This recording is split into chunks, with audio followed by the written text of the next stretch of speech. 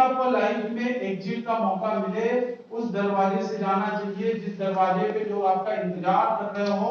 इसको हम शर्मिंदा करेंगे, इसको हम परेशान करेंगे, इसको हम दुखी करेंगे।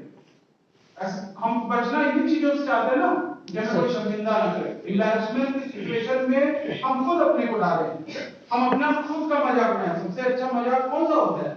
जो अपना खुद का बनाया है।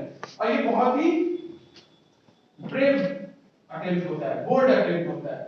और ऐसा वही कर सकता है जिसको अपने बारे में फुल कॉन्फिडेंस होगा। तो मैं चाहता हूं कि आप लोग भी आज के बाद, इतना आसान नहीं होता कि एक छोटी सी वर्कशॉप से हम अपनी पर्सनालिटी को टोटली चेंज कर दें, लेकिन मैंने अपने जीवन में जो भी अनुभव किया है, मैंने जो अपना टाइम स्पेंड किया है स्टूडेंट्स के साथ, उसी के बेस पे मैं आपसे कुछ बातें शेयर करने जा रहा हूं, और बहुत ही शॉर्ट में शेयर करने जा रहा हूं। ये पढ़ाई लिखाई से ऊपर उठ के सोचने वाली बात है। आपको मैं वर्चुअल अगर टोबैको खाना सिखा रहा हूं, तो आपको अगर किसी चीज की नशा है, नशा कोई भी हो, चाहे वो टोबैको का हो, चाहे वो सिगरेट का हो, चाहे वो लिकर का हो, वो खराब होता है, क्योंकि वो आपको कहना फिजिकली इंजर्ड कर रहा होता है, मेडिकली इंजर्ड कर रहा होता है। लेकिन जब आप बोले आप अपने पैशन को फॉलो करने का नशा हो जाएंगे, if I am a good singer, then we should try for playback singer. हम लोग क्या करते हैं? अरे ये तो कोई भी गा लेता है, अरे ये तो कोई भी खाना बना लेता है, अरे कोई भी डांस कर लेता है। ये अप्रोच जो हमें होता है ना, ये ऑर्डिनरी अप्रोच होता है। जब आप एक्स्ट्रा ऑर्डिनरी अप्रोच में लाइफ में लगाएंगे, देन यू विल रियलाइज कि एक छोटा सा भी जो स्किल आप पोजेस करते हैं, आज के समय में सोशल मीडिया का दौर है, आप हमेशा देख सकते हैं कि छोटी छोटी चीजों का लोग अपने शोकेसी करते हैं। कुछ गंदे भी होते हैं उसमें, वल्गर भी होते हैं, लेकिन बहुत सारे ऐसे होते हैं जिसपे आप दांतों तले अपनी उंगलियां दबा लेते हैं। यानी कि if you are going to surprise people by your skill, and that skill should be extraordinary. If that skill is not extraordinary, no one is going to take notice, and you should be noticed by others if you want to survive, because today very competitive days are.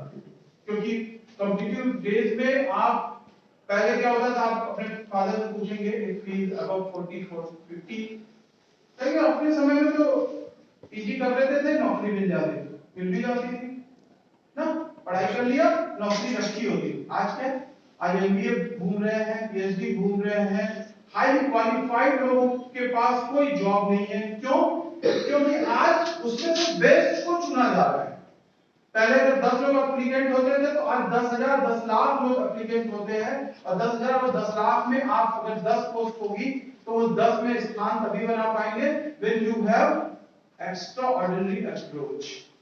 और बोला ना कि लता मंगेशकर सचिन तेंदुलकर नहीं बन सकती, सचिन तेंदुलकर जो है अमिताभ बच्चन नहीं बन सकता, और अमिताभ बच्चन अक्षय कुमार नहीं बन सकता। आप समझ में? Unique, each and everyone is unique. और जब हम स्ट्रेटेजिक बात करते हैं, स्ट्रेटजी क्या होता है? समय से आगे सोचना, हमेशा उस स्टेप को सोचना कि जो हम अपने एनिमी, जो हमारे बारे में सोच रहा है, उसको भी हम परसीव कर रहे हैं। आज के समय में जो कॉम्पिटिटिव एडवांटेज का दौर है, तो हम क्या करते हैं? एनिमीज को कैसे कोप अप करते हैं? एनिमी कौन है हमारा? कॉम्पिटिटर ही तो होता है। एनिमी वो घर द्वार का मसला नहीं है कि बगल में हमारे पटीदार है और उनसे हमारा कोई चीज चल रहा है, वो एनिमी नहीं है हमारा।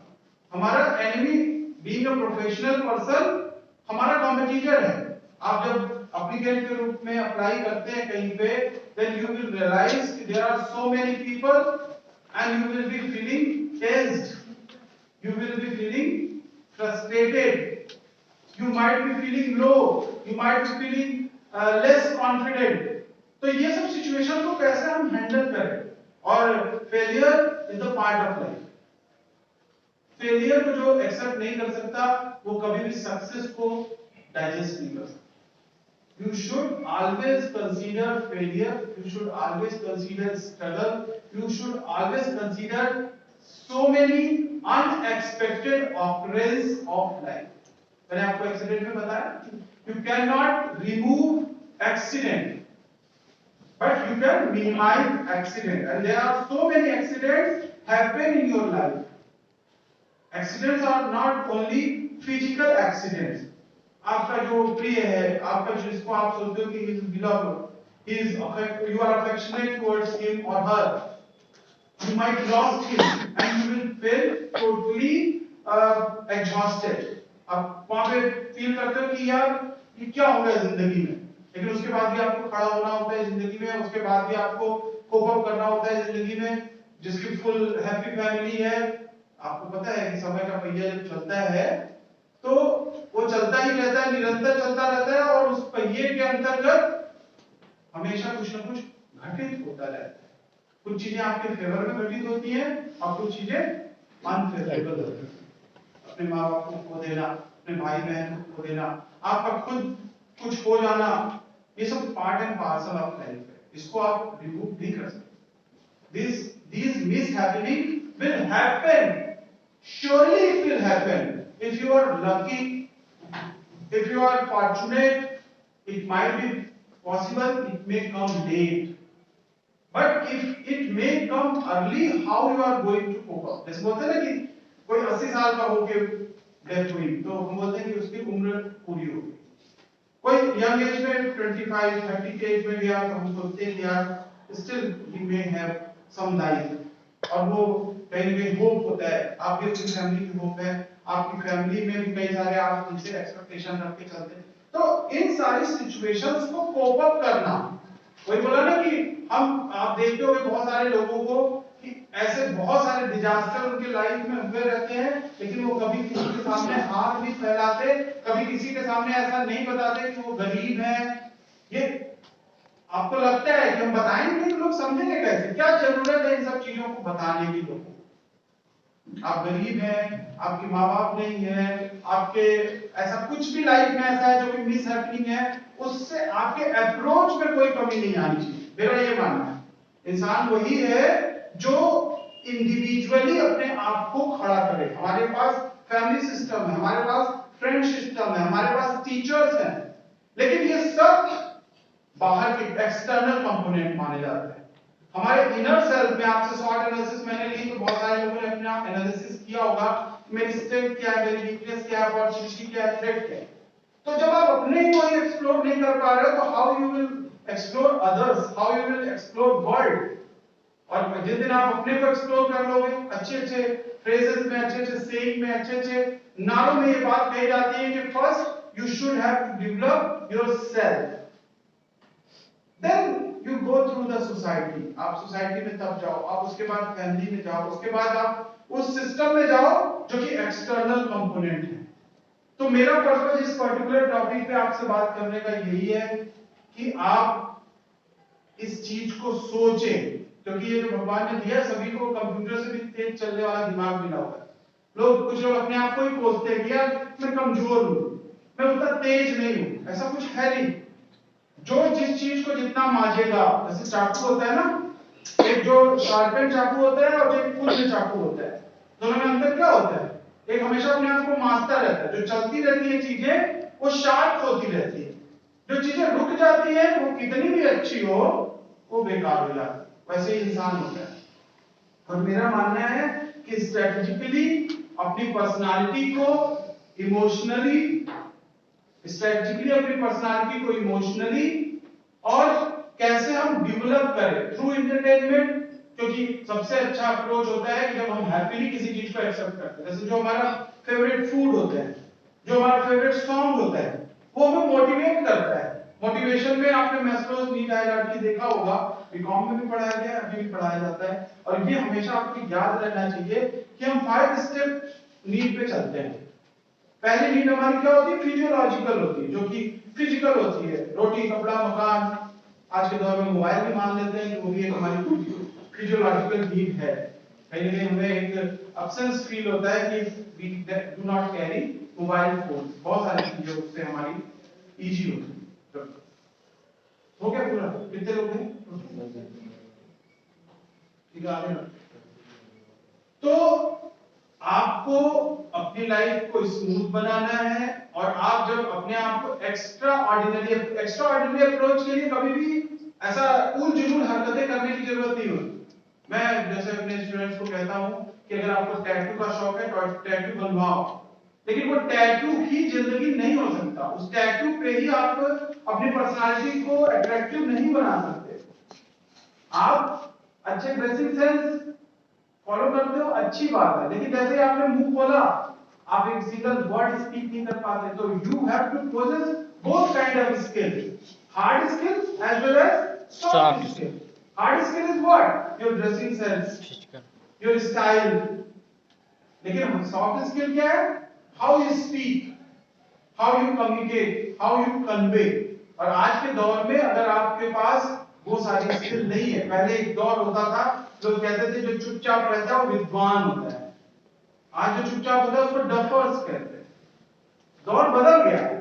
पहले पहले आप बंद कमरों में होते थे, दैट्स एनफ। आज शो ऑफ का पूरा दौर शो ऑफ का है, जो दिखता है वो दिखता है।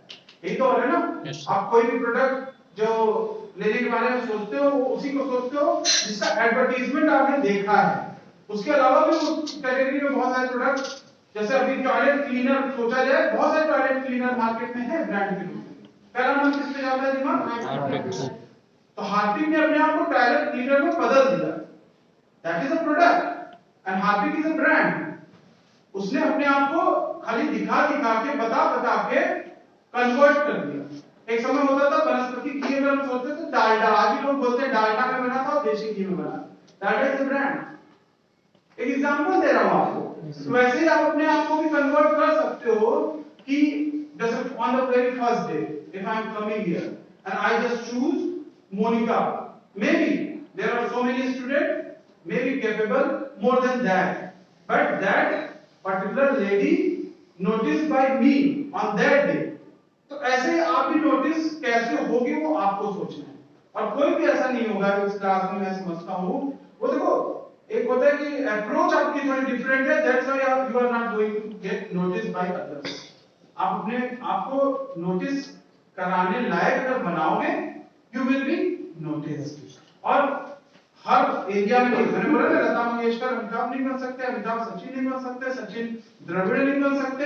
हर व्यक्ति की अपनी एक यूनिक क्वालिटी होती है, उस यूनिकनेस का हमेशा हमें रेस्पेक्ट करना चाहिए। मैं आपको फ्यूचर मैनेजर बनाने के बारे में सोच रहा हूं, आप अपना बिजनेस एक्सप्लोर करना चाहते हैं, तो प्रॉब्लम थोड़े है उसमें। ये मेरा सोचना है कि यहाँ पे जो भी एचआर का स्टूडेंट आया है उसको एचआर मैनेजर बनना है। लेकिन हो सकता है इसी सेम नॉलेज का इस्तेमाल अपने बिजनेस में भी कर सकते हो, क्योंकि ये जो इमोशनल बैकवर्डनेस है आज के समय में, emotionally when you are feeling low, emotionally when you are feeling weak, emotionally when you are feeling scattered, बहुत सारे इमोशंस का आपके ऊपर प्रभाव पड़ता है। और आज के समय में मेरा मानना है कि जो इमोशंस है, जिसने अपने इमोशंस को कैलकुलेटिव बना दिया, इमोशंस का पहाड़ा रख दिया जिसने, टेबल होता है ना 2 दूनी 4 फिर 2 3 6, तो ऐसे आपको इमोशंस में भी समझ में आने लगेगा आगे चल के कि अच्छा ये बंदा, आपको एंट्री करेगा गेट से, आप यू विल रियलाइज कि ये किस लिए आया है। और जब आपको ये पता चल जाएगा और वो वही बात कहेगा, देन यू विल रियलाइज कि यार ये ज्योतिषी विद्या कहां से मारे थे। ज्योतिषी विद्या नहीं है। और मेरा तो मानना है कि एचआर का स्टूडेंट अगर वो साइकोलॉजिकली कैलकुलेट नहीं कर पा रहा है तो कोई फायदा नहीं, क्योंकि एचआर माने वो जो बहुत अपने आप को ऐसा फील करता है कि हमको कुर्सी टेबल दो, हमको लैपटॉप दो, हमें एयर कंडीशनर दो और हम अपना बैठ के ऑफिस में काम करें। वो धूल धक्कड़ में जाने के बारे में नहीं सोचता। अगर आप धूल धक्कड़ के बारे में सोचते तो आप शायद मार्केटिंग चूज करते, आप शायद फाइनेंस चूज करते कि फाइनेंस में हम जाएंगे दिन भर पूरा प्रोजेक्ट करेंगे। एचआर मतलब a royal job where you have to deal with the people and not deal with the people, you have to deal with the psychology of the people. ये बात हमेशा आपको याद रखना पड़ेगा। एचआर का एम क्या होता है? To select right person at the right job. कोई भी ऑर्गेनाइजेशन में अगर मार्केटिंग के बंदे को भी रखना है तो एचआर डिसाइड करता है, फाइनेंस के बंदे को भी अगर रखना है तो वो भी एचआर डिसाइड करता है। यानी कि he is master of none, jack of all. HR recruitment में भी यूज होगा, एचआर आपके ट्रेनिंग एंड डेवलपमेंट में भी यूज होगा, एचआर आईआर में भी यूज होगा, एचआर इंडस्ट्रियल साइकोलॉजी में भी यूज होगा, एचआर ग्रीवांसेस में भी यूज होगा। ग्रीवांसेस शिकायत। आप मान लो बॉस बने, कोई आया रोते हुए, कोई लेडी आई, आजकल आप जनरली देखते हो कि सेक्सुअल अब्यूज की सबसे ज्यादा घटनाएं ऑर्गेनाइजेशंस में होती है, मोर और लेस मोस्टली आर फेक। किसी महिला द्वारा किसी सहकर्मी, चाहे वो पुरुष हो चाहे महिला ही हो, उस पे जब किसी तरह का दोषारोपण किया जाता है, ज्यादातर पक्ष महिलाओं के ही है, लेकिन हर बार उनका ही पक्ष सही हो ऐसा नहीं है। कल आपके सामने ऐसी घटना आएगी तो आप कैसे इसको डील करोगे? क्या कोई रोते हुए आ गया राइट एंड कोई ऐसे कड़े रूप में खड़ा है, थोड़ा सा स्ट्रिक्ट है, तो आपको लगेगा this is wrong, that is wrong approach to deal with emotions. क्योंकि जैसे कोर्ट होता है, that is always based on evidences. आपने अगर गलत भी किया है और कोई सबूत नहीं है, आप गलत नहीं है, और आपने सही भी किया है, उसका भी कोई सबूत नहीं है, तो आप सही नहीं। तो always try to develop things logically first, क्योंकि लॉजिक्स तभी होंगे जब आप इमोशनली साउंड होंगे। जैसे होता है ना कि हम शुद्ध बुद्ध खो दें, जैसे बोलते हैं love is blind, that is not true. आपने कौन सा लव कर दिया जिसमें आपके आंखों के सामने कुछ दिखता ही नहीं है कि आप सही कर रहे हो या गलत कर रहे हो? वो तो एक कहने की वो इमोशनली बैकवर्ड पीपल होंगे दोस्त से कि लव इज ब्लाइंड। लव में तो आपकी इनसाइड और ओपन हो जाती है when you are lovable towards God. जब आप भगवान के भक्त, इसलिए हमेशा कहता हूं कि you have to develop your personality on the basis of 4 dimensions: physical, social, emotional and spiritual। Physically आप फिट हो, नो प्रॉब्लम, कोई डिजीज नहीं है, बहुत बढ़िया फील होगा। आपका भगवान ने जैसा भी बनाया, छोटा बनाया, लंबा बनाया, आपको गोरा बनाया, काला बनाया, वो प्रॉब्लम नहीं आता, वो अट्रैक्शन का प्रॉब्लम ही नहीं है कोई। आपको लगता है कि गोरे होते तो हम बहुत अट्रैक्टिव होते, ये गलत धारणा है। आप लंबे होते तो बहुत अट्रैक्टिव होते, ये भी गलत धारणा है। अमिताभ बच्चन से पहले फिल्म इंडस्ट्री में एक्टर्स को माना जाता था कि those who are 5 feet 6 inches tall they will be hero of the film। आप पहले के जितने भी हीरो हैं देखो, वो 5 फुट 6 से ज्यादा उनकी हाइट नहीं होती। अमिताभ बच्चन जब पहली बार ऑडिशन देने गए तो लंबू को कौन पूछेगा, और उसी लंबू ने फिर ऐसा बनाया कि आज सुपरस्टार ऑफ द मिलेनियम कहा जाता है। उनकी आवाज को कहा गया, ऑल इंडिया रेडियो ने कहा कि आपकी आवाज इतनी मोटी है, इतनी मोटी आवाज कौन सुनता है। आज क्या है, कोविड का एडवर्टाइजमेंट हो या छोटे बड़े कितने सारे एडवर्टाइजमेंट उनकी आवाज में डब किए जाते हैं, उनकी मिमिक्री करके डब किए जाते हैं, कितने लोग उसी से कमाते हैं, अर्न करते हैं। तो कोई भी चीज डिस्क्वालिफिकेशन नहीं है लाइफ में। इतने सारे बेस्ट इंडियन प्लेयर हैं, no one is looking good, but एक समय होता था वो सब पोस्टर बॉय थे। अभी फुटबॉल चल रहा है, आप देखिए छोटी छोटी कंट्री के सब हैं जो कि सुपरस्टार कहे जाते हैं, तो because of their talent, not because of their physical appearances. ऐसा कहीं नहीं है कि जो गोरा होगा, जिसके सारे बाल होंगे, जो मतलब जो फिजिकल कैरेक्टरिस्टिक्स को आप कंसीडर करके सक्सेस के साथ जोड़ते हैं, that is not right. Film industry में भी आप देखते देखते किसी को, जब सुनील शेट्टी पहली बार आया था फिल्म में, तो हम लोगों को उसका मुंह टेढ़ा दिखता था।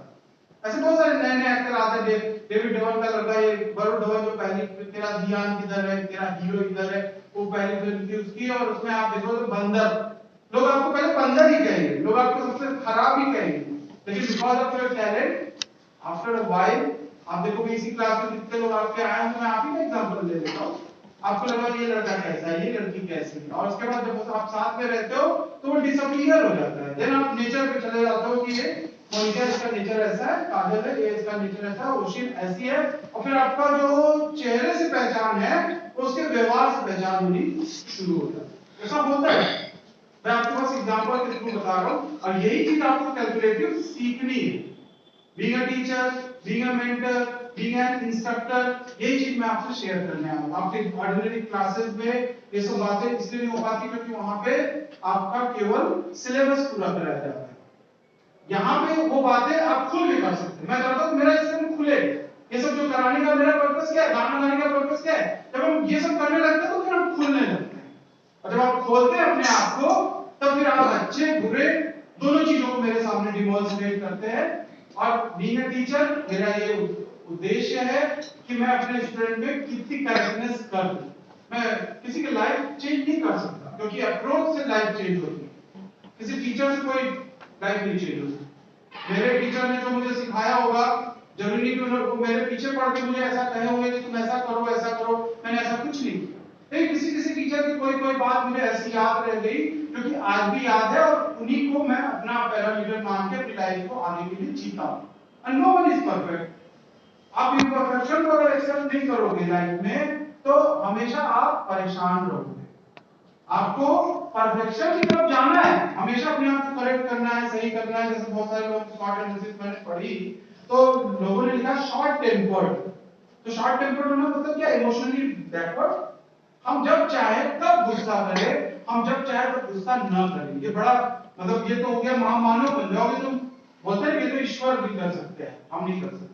हाँ ठीक है, हम ईश्वर नहीं बन सकते, हमें बनना भी नहीं है, हमें बनना भी नहीं चाहिए। लेकिन बोला ना कि जब हम अपनी इच्छा अनुसार चीजों को करते हैं, विल से कहते हैं, तो हमें उसमें आनंद आता है। जब चीजें अपने अनुसार घटित होती, वो तो होंगी, सिचुएशनल होता है सब चीज। आपने हेलमेट नहीं पहना, एक्सीडेंट हुआ, कोई बात नहीं हुई। क्यों? क्योंकि वो हेड इंजरी से उससे बच गए, आप उठे नहीं, खड़े थे।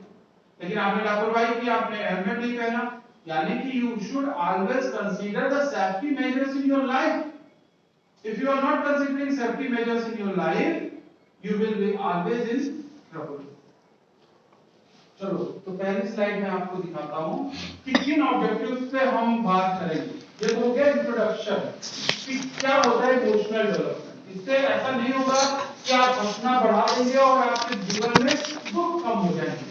दुख उससे ज्यादा भी आ सकते हैं आपके जीवन में जो आ रहा है, इसको आपको नोट भी कर लेना चाहिए। क्योंकि क्या होता है, जब कोई पढ़ा रहा होता है, बता रहा होता है, तो हम लोग बहुत मजा आता है वो देखने में। अब मैं भी मूवी देखता हूँ, लेकिन मूवी का एंगल मेरा अलग होता है। मैं व्यूअर की तरह नहीं देखता कि एक व्यूअर जैसे देख रहा है कि बहुत मजा आ रहा है, बहुत जो है इसमें एक्शन है, बहुत सारा इसमें जो है फैमिली ड्रामा है। हमें ये देखना होता है कि यार इस पर्टिकुलर सिचुएशन में अगर हम होंगे तो हम कैसे इसको डील करेंगे, और वो बहुत इंपॉर्टेंट होता है। इसीलिए मैं जो क्लिप लाया हूं, मेरे पास मेरे हार्ड डिस्क में 1 टेराबाइट हार्ड डिस्क है मेरे पास, और उसमें मेरे ख्याल से 3-4 मूवीज हैं। और जब जरूरत पड़ती है मैं उस मूवीज में से कुछ न कुछ देखता हूं। बहुत सारी मूवीज ऐसी हैं जो हॉलीवुड की हैं, बहुत सारी मूवीज ऐसी हैं जो बॉलीवुड की हैं, और उसमें गाने भी होते हैं। क्यों हम इन चीजों को सीखते हैं? तो चलिए पहले इस पे आते हैं। तो ये आपका 1 2 3 4 ऑब्जेक्टिव में मैं इस पूरी वर्कशॉप को बता रहा हूं। पहला क्या है? Understand the nature of motivation and strategy. दूसरा क्या? Understand the approaches to determining the different motives. हमें सबसे ज्यादा दिक्कत कहां होती है? लोग क्या सोच रहे हैं, उनका इरादा क्या है, वो करना क्या चाहते हैं। तो ये हम जानने के लिए किसी को पीछे लगा देते हैं, गुप्तचर छोड़ देते हैं, जब पता करके आओ कि सोचता क्या है। उसको भी छोड़ने की जरूरत नहीं है। जब आप कैलकुलेट करना सीख जाएंगे तो आप आदमी आ रहा होगा, आप समझ जाएंगे कि ये इसी मोटिव से आया है। Understand the nature of personality, अपने भी और सामने वाले का भी। Understand the nature of emotion. In 4 objectives पे हम लाइफ में, अगर आपके ऑब्जेक्टिव नहीं है, जैसे लोग बोलते हैं कि I want to be rich, लेकिन how? It will be decided by your objective. आप धनवान बनना चाहते हैं, लेकिन धनवान कैसे बनेंगे वो आपके ऑब्जेक्टिव से सेट होता है। अपने बाप की दौलत को लेके, बाप दादा की दौलत को लेके कोई धनवान नहीं बना है। हमेशा हर व्यक्ति अपने इंडिपेंडेंट अप्रोच से ही रिच हो सकता है। तो ये 4 ऑब्जेक्टिव है।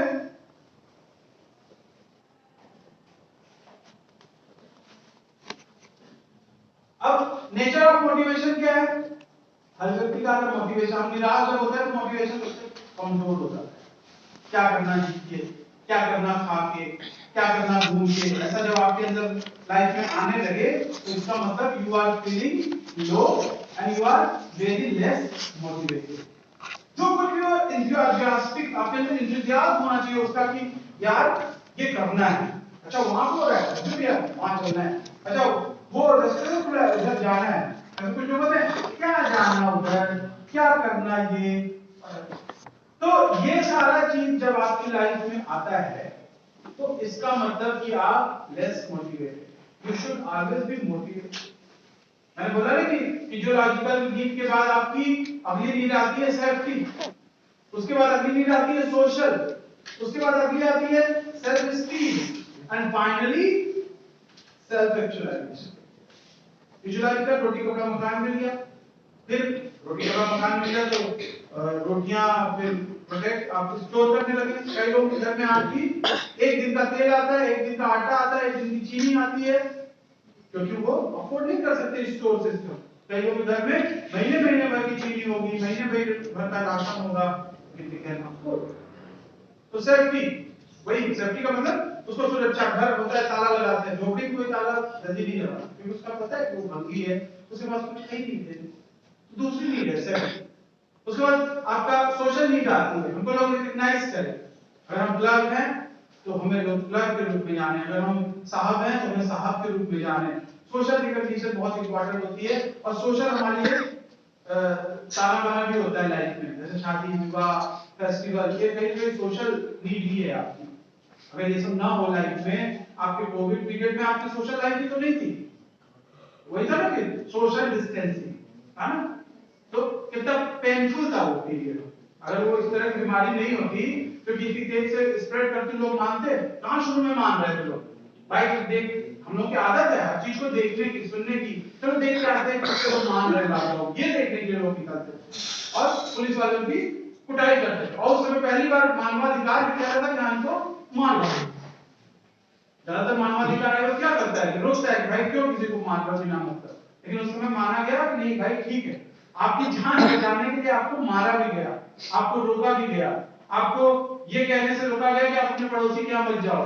कितने काम वाले जो थे, मजदूर जो थे, उनका सब काम ठप हो गया। बहुत ही अजीब सा सिचुएशन आया। उसमें क्या था, सोशल की तो आपकी सोशल लाइफ तो खत्म की गई थी, मगर आपको ये थोड़ी कहा कि खाना नहीं खाना, आपको ये थोड़ी कहा कि नहाना नहीं है, आपकी इंडिविजुअल लाइफ मजे में चल रही थी, लेकिन आपकी सोशल लाइफ खत्म। अगर सोशल मीडिया नहीं होता, ऑनलाइन और वर्चुअल मीडिया नहीं होता, तो कितना खराब फील होता। दूर दूर तक बंबई में कोई है और वो वाला दौर होता है जब टेक्नोलॉजी नहीं थी इतनी, कितना खराब आपके भाई, आपके भी माँ बाप आपसे कितना दूर रहते और आपका कोई उनसे संपर्क नहीं हुआ। तो ठीक है, ये कम्युनिकेशन एंड टेक्नोलॉजी ने उसमें बहुत ज्यादा हेल्प की और ये क्लासेस भी आपके उसी से चल पाए। जो आप लोग भी उसमें ग्रेजुएशन में रहे होंगे तो शायद आपके टीचर्स ने उस समय लिया होगा क्लास। तो वो सोशल लाइफ होती है। उसके बाद सेल्फ एस्टीम आ जाता है। सेल्फ एस्टीम क्या होता है कि आपकी जो इनकम ग्रुप होती है उसके अकॉर्डिंगली आपका लाइफस्टाइल दिखना चाहिए। कुछ लोग ब्रांडेड कपड़े पहनते हैं, कुछ लोग अनब्रांडेड कपड़े पहनते हैं। ब्रांडेड वो पहनता है जिसकी लाइफ जो है थोड़ी सी क्या कहेंगे लेविश है, जिसकी लाइफ जो है बोले रिच पर्सन का रिच दिखना भी जरूरी है। अगर वो चप्पल पहन के घूम रहा है, अगर वो ऐसे कपड़े पहन के घूम रहा है जो गंदे हैं, फटे चिकने हैं, तो लोग उसको रिकॉग्नाइज नहीं करते। सेल्फ एस्टीम आ जाती है बात। आपके पास सफारी है कि आपके पास मारुति 800 या अल्टो है, वो आपकी सेल्फ एस्टीम को दिखाता है, उससे आपके बारे में लोग आइडिया लगाते हैं और ये भी मोटिवेशन का एक बहुत इंपॉर्टेंट हिस्सा है। लेकिन जब सब कुछ हम जीवन में प्राप्त कर लेते हैं, वही इसीलिए कहा जाता है कि इस यंग एज में आप सोचते होंगे कि सर को क्या पता कि क्या है लाइफ, सर तो अपने अंदर से सोच के कुछ कर नहीं पाए। ऐसा हम किसी के बारे में सोचते हैं, फकीर के बारे में सोचते हैं, ऐसा हम साधु के बारे में सोचते हैं। लेकिन they are at the fifth stage of motivation. They know कि each and everything in life is perishable, हर चीज नाशवान है। मेरा आपको पढ़ाया जाना, मेरा आपको कुछ भी कहा जाना, ये सब टेम्परेरी है। लेकिन वही बोले कि टाइम को हमें पास करना है। आप 22 साल के हैं, आपकी उम्र के हिसाब से अगर देखा जाए तो 1/4 हिस्सा अपनी लाइफ का भी आपने जिया है, अभी 3/4 हिस्सा आपकी लाइफ का बचा हुआ है, इसमें बहुत कुछ है। आपकी शादी के प्रति एक उत्साह होगा कि मेरी शादी कहाँ होगी, कैसे होगी, नहीं होगी, नहीं करूंगा, ये है ना कहीं कहीं कोई कोई एक अप्रोच को आप लेके जी रहे होंगे ना। फिर नौकरी का एक अप्रोच होगा, जॉब का एक अप्रोच होगा। जैसे छोटे होते थे तो बचपन में हमें लगता था बड़े लोग सबसे ज्यादा मजा करते होंगे, यही सब हर छोटा व्यक्ति यही सोचता है बचपन में। जब बड़े होंगे तो सब कुछ फुल फुल मिलेगा। बच्चों को हमेशा उनको जो है ऑर्डर, खाना भी ऑर्डर होगा तो उनका छोटा प्लेट आएगा, थोड़ा सा हिस्सा आएगा, तो सब बेचारे परेशान रहते थे हमेशा हमारी चीजें छोटी कम तो बड़ा होना है। जब बड़े होते हैं तो फिर उनको समझ में आ जाता है कभी खुशी कभी गम। छोटे बच्चे को कभी आपने देखा कभी खुशी कभी गम के बारे में बात करते? और आपके अंदर अगर ये अप्रोच जिंदा रहेगा तो आप जिंदा रहेंगे। लोग कहते हैं कि बच्चों जैसा नहीं होना चाहिए, मैं कहता हूं कि आपको थ्रू आउट द लाइफ बच्चों जैसा होना चाहिए। आपका शरीर पुराना हो रहा है, वो जो है जिसमें क्षय हो रहा है, लेकिन आपका मन तो वही है और उसमें मैच्योरिटी होनी चाहिए। हम बच्चे थे, अपनी जिद करने का तरीका था, हम लौट जाते थे, हम जो है जिद करते थे, हम जिसको जानते थे कि ये हमारी जिद मानेगा हम उसी के पास जाते। ज्यादातर देखो ये सब बहुत ऑब्वियस सेगमेंट है कि माँ का दुलार बेटे को ज्यादा, मम्मी का दुलार मम्मी का दुलार बेटे को ज्यादा और बेटी का दुलार पापा ज्यादा। ये ऑब्वियस फैक्टर है।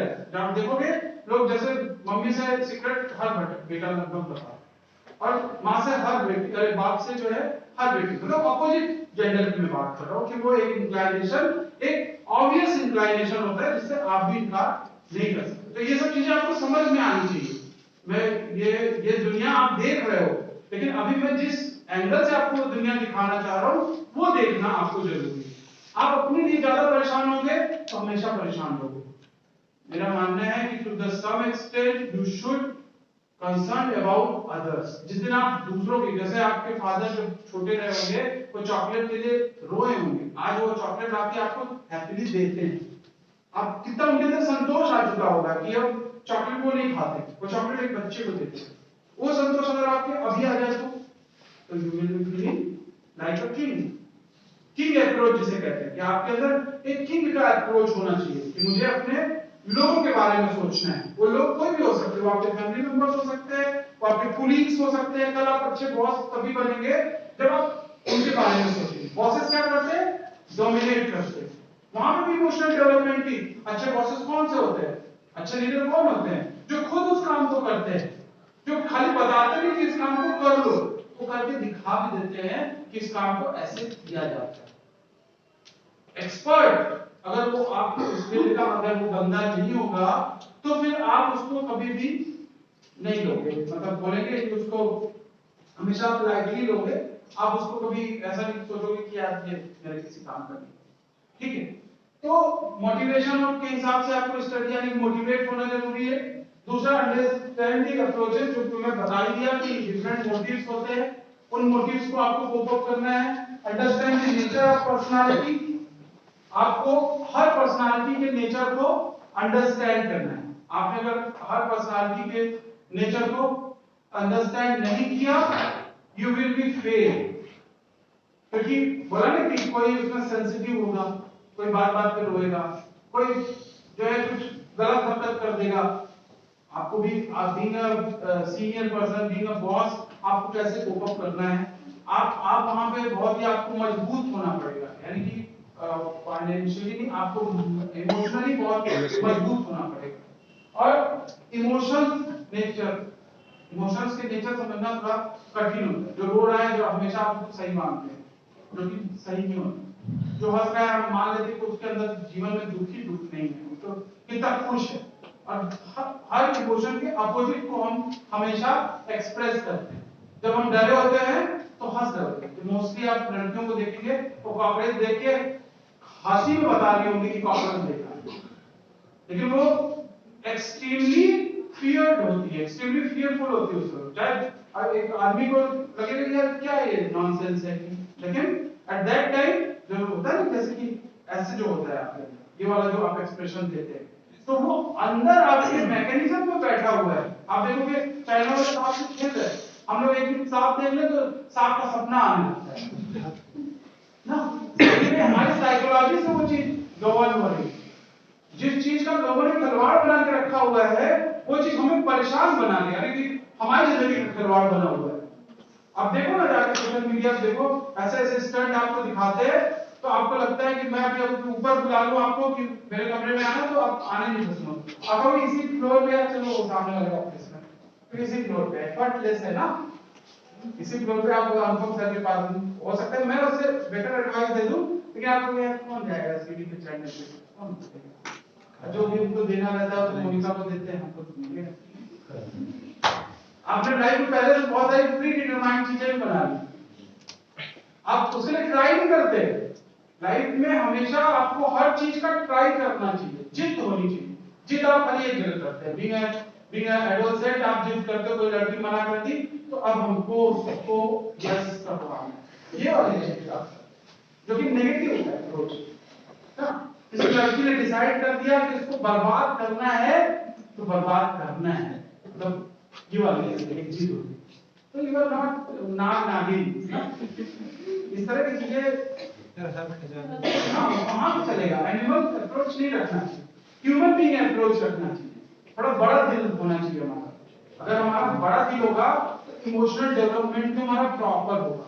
एक बार सह के तो देखिए, सहना और कहना दो चीजें बहुत इंपॉर्टेंट होती है इमोशनल डेवलपमेंट में, और हम सहना ही नहीं जानते और कहना तो बिल्कुल नहीं जानते।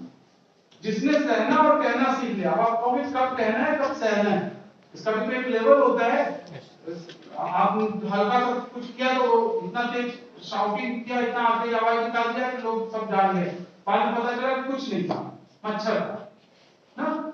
तो आपको सहने और कहने दोनों का एक लेवल होना चाहिए और दोनों को आपको यूज करना आना चाहिए। कब हमें चुप रहना है, कई बार चुप रहना भी एक इमोशनल डेवलपमेंट का, बीइंग अ मैच्योर पर्सन आपको कौन सी बात शेयर करनी है, कौन सी बात नहीं शेयर करनी है, कहां कहना है, किससे कहना है। और मेरा मानना है कि आप हर चीज को रिवर्स कर दीजिए, आपका सब चीज सॉल्व हो जाएगा। आप क्या करते हैं, बीइंग एन यंग पर्सन आप अपने दोस्त से सब बता देते हैं, लेकिन अपने मम्मी पापा से नहीं बताते। सॉल्यूशन वहां है, मम्मी पापा के पास। दोस्त को बताते, दोस्त कहता है कि यार मैं दारू पीने लगा, सब भूल भाल।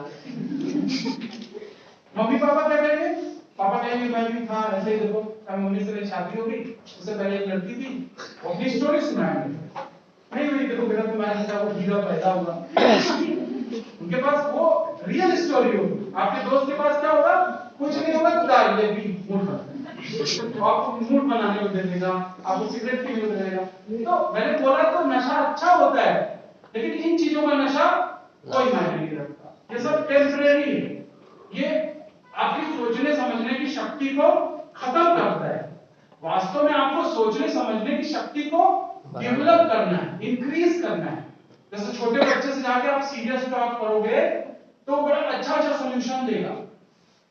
जैसे छोटे बच्चे से करो, 4 साल के बच्चे जो एकदम ब्लंट होकर बोलेगा ना, तो जैसे मान लो छोटी बच्ची है, उसने बिट्टू ये जो है हमको मार रहा है, तुम भी मारो। एक है ना, तुम भी मारो, बेस्ट मेथड उसने देखा। आप बड़े से पूछोगे, अपने दोस्त से पूछोगे, नहीं यार ऐसा करते हैं, कुछ षड्यंत्र बनाते हैं, आपको षड्यंत्र सिखाएगा। षड्यंत्र से आप क्या सीखोगे, आप अपनी अच्छी पर्सनालिटी को, अच्छी भली पर्सनालिटी को खराब करोगे। अगले ने आपके साथ गलत किया, इसका मतलब ये नहीं कि आप भी उसी तरह से उसके साथ गलत करेंगे। फॉरगिव एंड फॉरगिव में हमेशा आपसे शेयर करता हूं। तो फॉरगिव एंड फॉरगिव में फार्मूला है लाइफ का, जो बाबा जी लोग बोलते हैं। बाबा जी को मैं डिसलाइक उस लेवल पे नहीं करता जिस लेवल पे बाबा जी लोग को आप लोग भगवान मान लेते हो, उस पे डिसलाइक करता हूं। No one is God, God is something which is intangible, which is unseen, और वो उसके प्रोटेक्शन में हम ये सारी बातें कर रहे हैं। हमारी एक एक सांस जो, एक एक शब्द जो निकल रहे हैं, उसकी दया पे निर्भर है। वो चाहे तो विद इन अ सेकेंड हमें खत्म कर सकता है, आपको खत्म कर सकता है, पूरी कायनात को खत्म कर सकता है। वो है सुपर पावर। लेकिन आपने सुपर पावर बाबा जी को बना दिया। बाबा जी के चरणों में आप गिर गए, उनकी गंधी माला की तरफ चले गए, आप उनके वस्त्रों में चले गए। वो कितना लेविश लाइफ जी रहे, वो कितना बादाम और क्या क्या चीजें खा रहे। वो कई सारे लोग आए इसमें कल्प्रिट हुए। हर रिलीजन में ऐसा है कि सिंगल रिलीजन में, चाहे वो पादरी हो चाहे कोई भी हो, उनका एम से हट के वो बात करते हैं। और सभी का बात मैं नहीं करूंगा, बहुत सारे ऐसे भी हैं जो कि बहुत ही ट्रूथफुल है, लेकिन they are not in limelight. आप इंस्टाग्राम से चीजों को देखते हो, आप व्हाट्सएप से चीजों को देखते हो, आपको देखोगे व्हाट्सएप यूनिवर्सिटी पे so many options are available. आपको बताएगा कि हार्ट अटैक नहीं होगा, आपको बताएगा मधुमेह नहीं होगा, ऐसा कोई चीज नया नहीं है उसमें। लेकिन आप अट्रैक्ट, वहां पे क्या है, वो कच्चा जानकारी है। हर चीज की जानकारी लेने का सबसे तरीका अच्छा क्या है कि आप उसके लिटरेचर को जाके पढ़ो, किताब से अच्छा कुछ नहीं है। आप हर चीज गूगल करके जानने की कोशिश करते हो, अब गूगल पे प्लेंटी, आप एक छोटा सा टर्म लिखोगे गूगल पे, एक वर्ड लिखोगे तो उस पे आपको लाखों सर्चेस फाइंड आउट होंगे, लाखों चीजें आपके लिए आएंगी। अब which one is appropriate and which one is not appropriate, who is going to decide? उसका पहले से कुछ आपके प्रायर नॉलेज होना भी तो जरूरी है। वो कहां से आएगा? किताबों से आएगा। आपकी जितने रिलीजियस बुक्स है, चाहे गीता हो, चाहे बाइबल हो, चाहे कुरान हो, वो खुद पढ़ के जो हमें समझ में आता है वो दूसरों द्वारा पढ़ के समझाने से कोई फर्क। जिसने उसको पढ़ा है उसको उसका लाभ मिलेगा, जिसने उसको सुना है, जैसे वो तो मिस इंटरप्रेट हो सकता है ना। मिस इंटरप्रेट का एग्जांपल कहां है? महाभारत में है। अश्वत्थामा मर गया, या मरो आप समझ लो, हाथी मरा, इंसान मरा, नहीं पता। आपको लोग जो बताते हैं बातें वो मैनिपुलेट करके बताते हैं। तो अच्छा मेथड क्या है? हमेशा उसके लिटरेचर की तरफ जाएं। तो ये 4 ऑब्जेक्टिव पे हम बात करेंगे। और जो मेरा पहला रेमेडी है वो है होप। जिस व्यक्ति के अंदर होप नहीं है वो बेकार। आशा तो हर जगह होनी चाहिए। आशा इस लेवल की होनी चाहिए कि जैसे अभी हम लोग यहाँ पे कर रहे थे, शुरू में आया 45 मिनट तक, मेरे जैसा व्यक्ति जो कि आपको इंपेशेंट लगेगा, सब चीज था, इसका सही अप्रोच हो सकता था इस सिचुएशन को डील करने का। क्या अप्रोच हो सकता था? क्या है, मजाक बना के रखा है। मैं 4 दिन से बोला था, तुम लोग 5 लोग थे, 6 लोग थे, मैंने डाटा डपटा सब किया, बताया, समझाया, सब किया, लेकिन अल्टीमेटली मैं फोकस अपने वर्कशॉप पे था।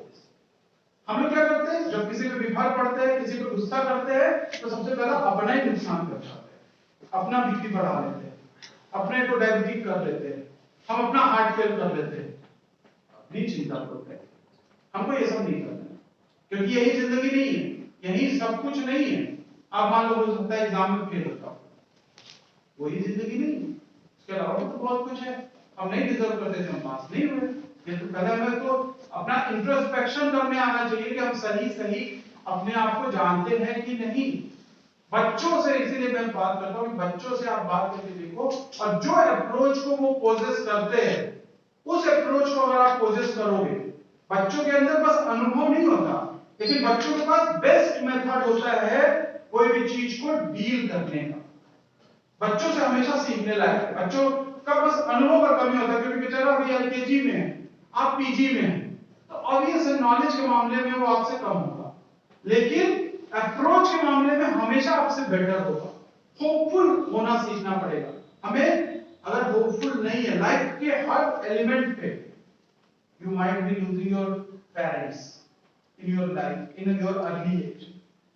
हो सकता है बहुत सारे लकी होंगे जिन्होंने नहीं कुछ किया, तो उनको ये बात प्राउड भी होना चाहिए, इस बात पे अच्छा भी महसूस होना चाहिए। बहुत सारे लोग ऐसे हैं, वही बोला ना कि हम अपने से कमतर को देखेंगे तब हमें पता चलता है कि यार, बोलते हैं गाना ही तो है इसका कि दुनिया में कितना गम है, अपन मेरा गम देखा तो कम है, मतलब कैसे होगा ना, दूसरे का गम देखा तो अपना गम भूल गए। दुनिया में कितना गम है, मेरा गम कितना कम है, औरों का गम देखा तो मैं अपना गम भूल गया।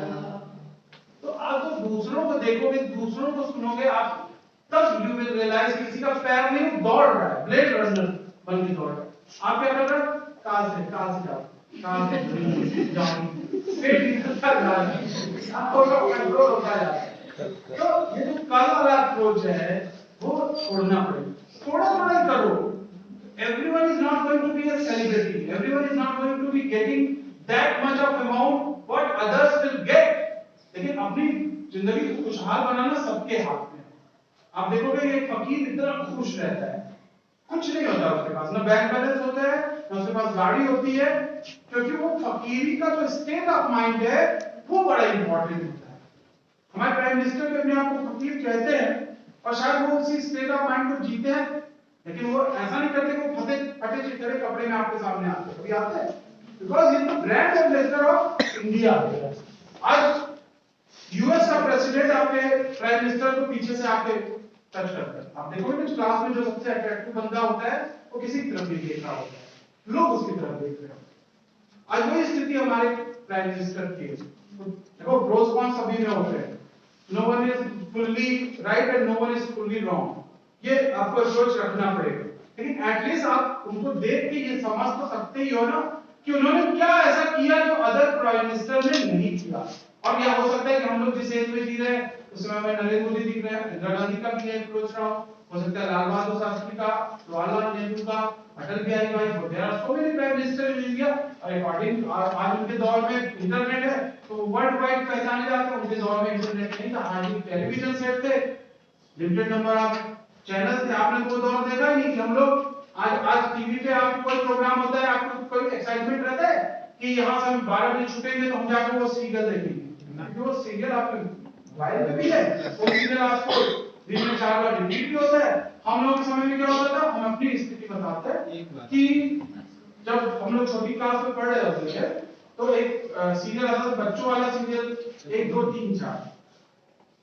तो मैं एक्साइटेड रहता था और स्कूलों में पता नहीं अब ऐसी छुट्टी होती थी कि 30 तारीख या 31 तारीख को हाफ डे होता था। जी अभी भी होता है। तो हम लोग एक्साइटेड रहते थे कि उस दिन वो दिखेगा, घर पे जाएंगे दोपहर में 2 बजे आता, क्योंकि उसका टाइम पहले टीवी पे हमेशा कार्यक्रम नहीं आते। एक दोपहर की सभा होती थी, फिर एक शाम की सभा होती थी और एक सुबह का सभा होता था, यानी उसके बाद टेलीविजन झिल होता। तो ऐसा आवाज लोग झिल आ जाता तो कई बार अरे टाइम शाम का हो गया और झिल आ रहा है, इसका मतलब बंदर ने एंटीना हिला। फिर हम लोग एक आदमी ऊपर चढ़ जाते, आवत नहीं भाई ना आवत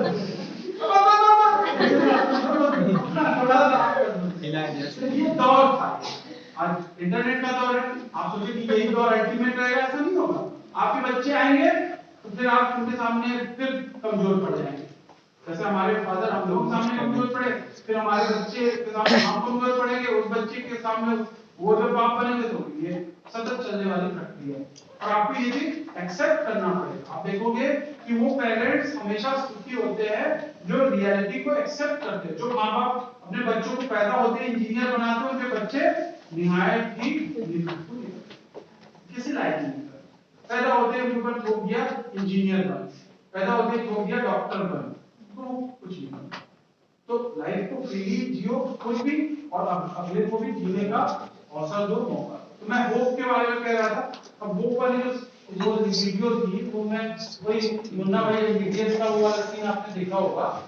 वीडियो चल नहीं रही है तो कोई फायदा नहीं उसको चलाओ। हाँ वो बस सिचुएशन भी टाइम है। होप आई थिंक आप समझ गए कि आशावान बनना है। आशावान कैसे बनेंगे अब लाइफ में? बहुत सिंपल फार्मूला है लाइफ में होपफुल। मैंने एक गाना गाया ना कि लोगों का गम देखोगे तब देन यू विल रियलाइज तुम्हारा गम कुछ नहीं है। किसी ने अपने मां को वो दिया, किसी के बाप भी नहीं है, किसी का परिवार ही नहीं है, किसी के पास पैसे ही नहीं है, फिर वो जिंदा होने के बारे में, रहने के बारे में सोच रहा है। आपको जो परम पिता ने इस संसार में भेजा है वही आपके अल्टीमेट फादर है, वही आपके पेरेंट्स हैं। ये तो बायोलॉजिकल है जो आपको मिले हुए हैं और आप भी किसी के बायोलॉजिकल होंगे आगे फ्यूचर में, ठीक है। तो लाइफ में अप्रोच का सही होना बहुत जरूरी है। और वो जो आशाएं होती हैं, जैसे बहुत सारे लोग लिखते हैं, आपको बहुत अच्छा वो बताऊंगा कि अगर आप डायरी लिखते हैं तो लिखिए, लिखना चाहिए डायरी और उसमें सब चीज लिखिए। क्योंकि देखो लोगों का क्या है कि वो मैनिपुलेट कर सकते हैं। आपने किसी को बहुत अपना समझ के अपनी सब बात बता दी कि आपने सिगरेट पी लिया है, तो वो आपके पापा को जानता होगा तो बता रहे हैं ये सिगरेट पीता है, फिर आपको गुस्सा अपने दोस्त पे भी आएगा, फिर पापा को भी मैं पीऊंगा, एक होता है ना जिद आ जाती है उसके बाद। और वही चीज क्या होता है, आपने लिखा मैं सिगरेट पीना, मुझे मेरा मन कर रहा है सिगरेट पीने का, आपने लिखा आप ही खराब सिगरेट हो गया। फिर 10 दिन बाद आपको खांसी आई, कुछ अच्छा नहीं लगा, फिर आपने रियलाइज किया, कहीं पढ़ा लिखा लिखा भी रहता है कि तंबाकू जो है नुकसानदायक है, फिर आपने खुद से डिसीजन लिया कि नहीं पीऊंगा। गलत कुछ कर देना लाइफ में उतना गलत नहीं है जितना, उससे ज्यादा गलत तब हो जाता है उसको कंटिन्यू रखना। गलती किसी से भी हो सकती है लेकिन कंटिन्यू क्यों करते हैं, हम लोग जिद में करते हैं। जैसे होता है कि मैंने किसी को डांटा, वो डांट से उसको लगा कि इन्होंने मेरी बेइज्जती की। आपको समझना पड़ेगा किसने आपको डांटा। आपको राह चलते किसी ने डांटा तो वो तो बेकार है, वो उसको कोई हक ही नहीं है आपको डांटने का। वहां गुस्सा करना जायज है, लेकिन आपके टीचर ने डांटा तो आपको ये हमेशा मान लेना चाहिए कि उसने किसी न किसी चीज को मेरे नोटिस किया होगा जिसके बेस पे उसने डांटा। मतलब एक ही चीज का अलग अलग अप्रोच हो जाता है।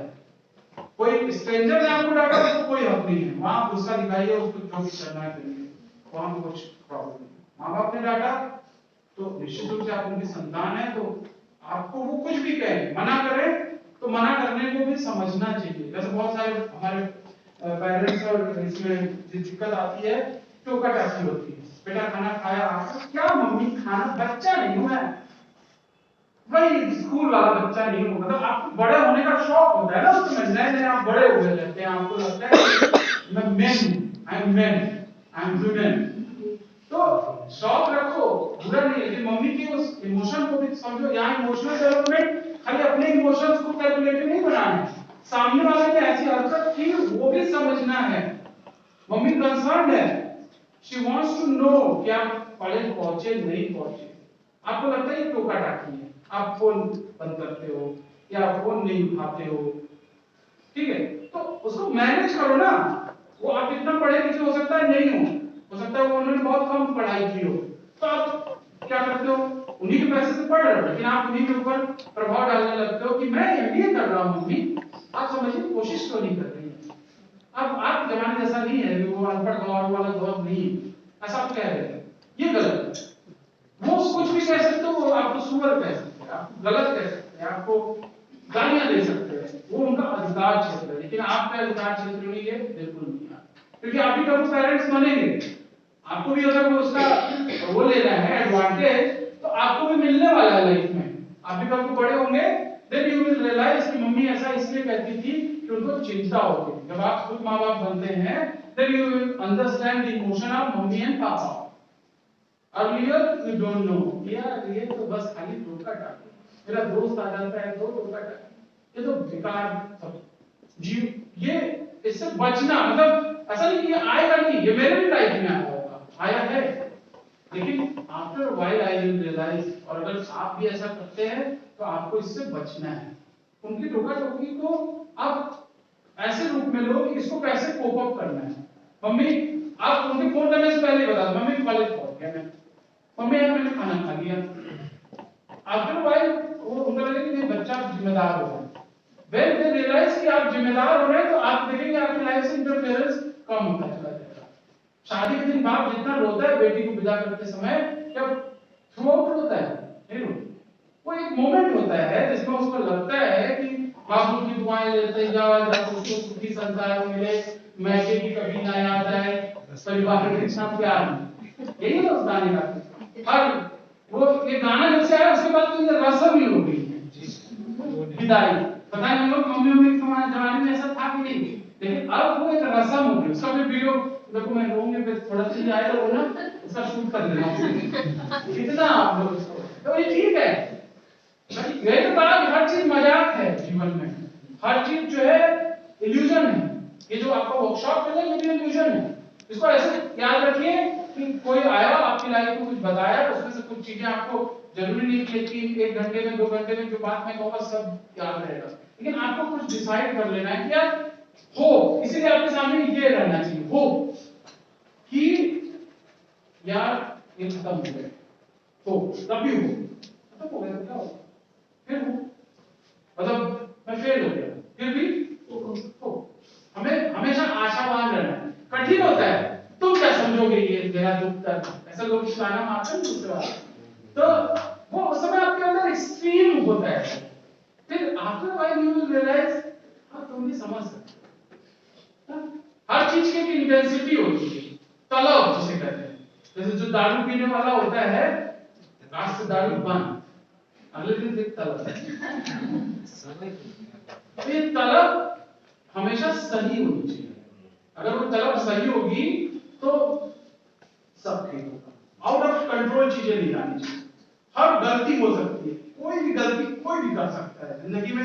जैसे कुछ लोग होते हैं बहुत अपनी लाइफ को कोसते रहते हैं, वो लड़का आया मेरी जिंदगी खराब हो गई, वो लड़की आई मेरी जिंदगी खराब हो गई। उस लड़की से कुछ नहीं हुआ या उस लड़के से कुछ नहीं हुआ, आपने अपनी जिंदगी खुद खराब, और ऊपर से गानों का लड़का प्यार उसका जिंदगी में वो लड़की नहीं, बताओ। अब ऐसा नहीं, बहुत सारे हैं, आप एंटरटेन हो ना उससे, हमें इतने इतने गाने आते हैं, मुझे सुर लय में मजा आता है। मैं जैसे कभी जैसे कुछ लोग आप जज करने लगोगे कि सर ये गाना गा रहे हैं, लग रहा है इनके साथ कोई धोखा हो। लेकिन मुझे मजा आता है। मुझे बचपन से ही मेरा फेवरेट गाना था, दिल के अरमां हम वफा करके निकल दिल के अरमां। उसके बाद और ज्यादा जिल्लत भरी शायद उनका आखिरी हो ये सितम, हर सितम ये सोच कर। तो उस समय महिलाओं की यही स्थिति थी, जिस समय की ये मूवी। अब हर महिला सोचे कि हाँ ये तो शौहर मारते ही आना ही है। फिर उसके बाद जो कभी जो बन जाए तो सवाल क्या मारो, वो अगर गलत कर रहा है तो मारो। ये क्या होगा कि गला है पूरा है जैसा भी है। बात समझ रहे हो ना? तो गाने से हमने अपनी जिंदगी तय नहीं करनी है, सीधी बात। वो जमाना था तो आपकी मम्मी दिल के अरमान साथ में आई, फिर आपकी दीदी ने जो है तुम कभी तो बन गया है नारा, फिर आपने क्या किया, तो पहले दिन तो दूसरे दिन तीसरे दिन गलत तीनों। आप जो ये अप्रोच रखोगे इससे भी लाइफ में अनस्टेबल हो जाओगे। आप सोचोगे कि नशा करो, दम मारो दम, कोई दम से कम हम नहीं मिलता है। ये गाने हैं, ये मनोरंजन है, इसका केवल मनोरंजन के लिए इस्तेमाल कीजिए। और मैंने बोला ना कि जो अर्थपूर्ण फिल्में हैं, जैसे मैं मुन्ना भाई एमबीबीएस का वो सीन जो है उसमें क्या है वो मैं ऐसे ही बता दे रहा हूँ कि उसमें एक बंदा है, उसने अपने पापा की कमाई को जो है शेयर मार्केट में लगा दिया है। अब वो परेशान है कि कैसे पापा को मुंह दिखाऊंगा कि पापा मैंने वो सब पैसे गवा दिए शेयर मार्केट, और वो गिव अप करने जा रहा है। और मुन्ना भाई एमबीबीएस को उसने संजय दत्त को उसने फोन किया है, तो उसको बोलता है, वही रास्ता बोलता है, यार वो तू बता ना उसको अपने फादर को, फादर है तेरा वो, अगर तेरी एक गलती पे वो तुझे कहे कि नहीं घर से निकल जा तो निकल जा, वो भी कोई गलत नहीं है। वो ये नहीं कहेगा कि तेरा बाप खुश हो जाएगा, कहेगा कोई बात नहीं बेटा 7 लाख गवा दिए, 7 और थे यार उसमें, उस वाले अकाउंट से तो नहीं निकाले, वो ये नहीं कहेगा। वो डांटेगा, डपेगा, फटकारेगा, उसका लतियाएगा, सब करेगा, वही करेगा जो बाप करते हैं। लेकिन यहाँ पे आपके अप्रोच को सही रखना है कि अब गलती हो गई तो पंखे के ऊपर लटकना, जहर खा के मरना, ट्रेन के आगे जाके मरना, ये कोई सही अप्रोच नहीं। बता दो ना, बाप मारेगा ही ना, तो सकता है बेदखल कर देगा, निकाल देगा, उसको हमें मतलब हम हमेशा लाइफ में वो वाला पोर्शन लेते हैं कि बच के निकलने वाला, बच के कहीं से नहीं निकल सकते हैं। हमें फेस तो करना ही पड़ेगा, और फेस नहीं करेंगे, एक बार फेस करने की आदत बन जाएगी तो हमेशा जो है टक से आप लोग जो है मौत को छू के हमेशा वापस आएंगे, हमेशा टक से आएगा। और कभी कभी आपको अगर ऐसा लगता है कि ट्विच भगवान है, हमारी जिंदगी का यही डायलॉग है ना, कभी कभी लगता है कि आप भगवान है ना, तो ये आपको भी लग सकता है, ये सुपरियरिटी से भी बचिएगा, होशियार भी नहीं बनना है। बैलेंस, मैं आपको बैलेंस बता रहा हूं, मैं ये नहीं बता रहा खुद दिन भर ठहाका मारो और मैयत में भी जाओ ठहाके की जरूरत नहीं। मैंने बोला ना कि कभी कभी ज्यादा खुशियां भी इतना ज्यादा गम दे देती हैं जो कि गम भी नहीं देते। बैलेंस, समभाव, जैसे कभी कभी महात्माओं को देखा होगा, कभी कभी उनको देखा होगा, जैसे फादर का क्या अच्छा लगता है मुझे, फादर हमेशा शांत होते हैं, आप उनके पास जाओगे, फादर मेरे पिताजी मर गए, कोई बात क्या सही बात है, कोई बात नहीं, तो फादर मेरे पिताजी मर गए, कोई बात नहीं,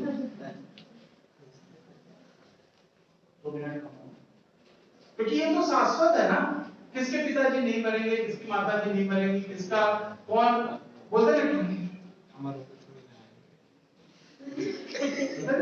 जरा जो कानाफूसी में जो एक्सप्रेशन होता है देखिए किसी का पता चल जाता है कि कुछ आपके बारे दूर से कोई देख रहा है। अभी आप मान लो मोनिका को नहीं पसंद करते, बस आपको देख के मोनिका बस ऐसे कर दे, आग लग जाए, मजा ही जान ही रहते तुम हमारे बारे में, पता नहीं क्या कहा नहीं कहा। तो इसको देखना ही क्या, आप हमेशा नेगेटिव माइंडसेट पे जाओगे तो नेगेटिव दिखेगा, और उसी चीज का चाहोगे तो एंजॉय करोगे लाइफ में, उसका मजा लोगे लाइफ में। सबके साथ हार्ट कौन नहीं होता, कौन धोखा नहीं खाता, और किसके साथ, लेकिन अप्रोच से वो धोखे को कन्वर्ट कर देता है सक्सेस में, और यहाँ धोखे कन्वर्ट कर दिया सुसाइड में। It is decided by you whether you are convert it into success और सुसाइड। आप सक्सेस की तरफ भी जा सकते हो, सुसाइड की तरफ भी जा सकते हो। सक्सेस वाला अप्रोच तब आता है जब आप डिफरेंटली चीजों को डील करते हो, और सुसाइड वाला तो मतलब वो सबसे ऑर्डिनरी है। बहुत आसान है अपने आप को हर्ट करना, बहुत आसान है किसी को मार देना, हर्ट करना, ये सबसे आसान है। ये सबसे कठिन क्या है, किसी को माफ करना, सबसे कठिन काम है, क्योंकि वो सांप लौटता रहता है, वो सबके साथ होता है। मैं बता रहा हूँ ना, मुझे बहुत कठिन होता है कि मैं अपने स्टूडेंट को कैसे माफ करूं, लेकिन मुझे माफ करना आना चाहिए। नहीं माफ करूंगा तो मैं 18 साल में 18 स्टूडेंट को मार चुका हूं। पहले भी मैं जेल चला गया होता तो 17 स्टूडेंट्स में मुलाकात। सोचिए लाइफ को अगर मैंने इतना जिया, 18 सालों में मैंने लाइफ में स्टूडेंट, मैं अपना एग्जांपल दूं कि मैं 2004 में बड़े बड़े बाल रख के जाता था, तो एक लड़की थी पढ़ाना एक अच्छा नहीं, फैशन तो कोई बता दे स्टूडेंट से क्या होता है, एक बच्चा उसे चुगली पहुंचा देता है, वो हमको सोचेंगे कि हम ही आपके अच्छे वाले स्टूडेंट, मैं जानता हूँ सबसे दुष्ट वाले स्टूडेंट। मैं भी इतने साल में 18 साल में यही सीखा हूँ, जानता हूँ। तो वो उसने अगले ने बता दिया कि ऐसे बोल रही थी जैस्मीन आपके नाम से। अच्छा मेरे को भी क्रोध इफरात इतना ज्यादा कर दिया। अब मैं था टीचर के रोल पे, मैं कोई ऐसा ही राह चलते वाला नहीं था, मैंने फिर भी अपने आप को कंट्रोल करके कोशिश किया। फिर भी आधा घंटा तो उसको सुनाया ही सुनाया, वो जब तक उसके आंख से आंसू दोनों तरफ से नहीं आते तब तक मैं बोलता ही था। और मेरा जो वो वाला रूप है ना, मैं कोशिश करता हूँ कि लोगों को ना देखना, मैं कोशिश करता हूँ। फिर भी जैसे कि इनकी बहन पढ़ी थी, मैं इनका एक बार देखी होगी, काटा है मैंने उसी क्लास में दो को, तो उससे क्या होता है कि गब्बर कुछ करता थोड़ी था, गब्बर केवल दहशत फैलाता। तो मैं भी अभी मैंने स्टूडेंट को बोला कि मैं आज तक लाइफ में कभी किसी स्टूडेंट को पीटा नहीं आपसे, लेकिन इसकी कोई गारंटी नहीं कि पीटूंगा भी।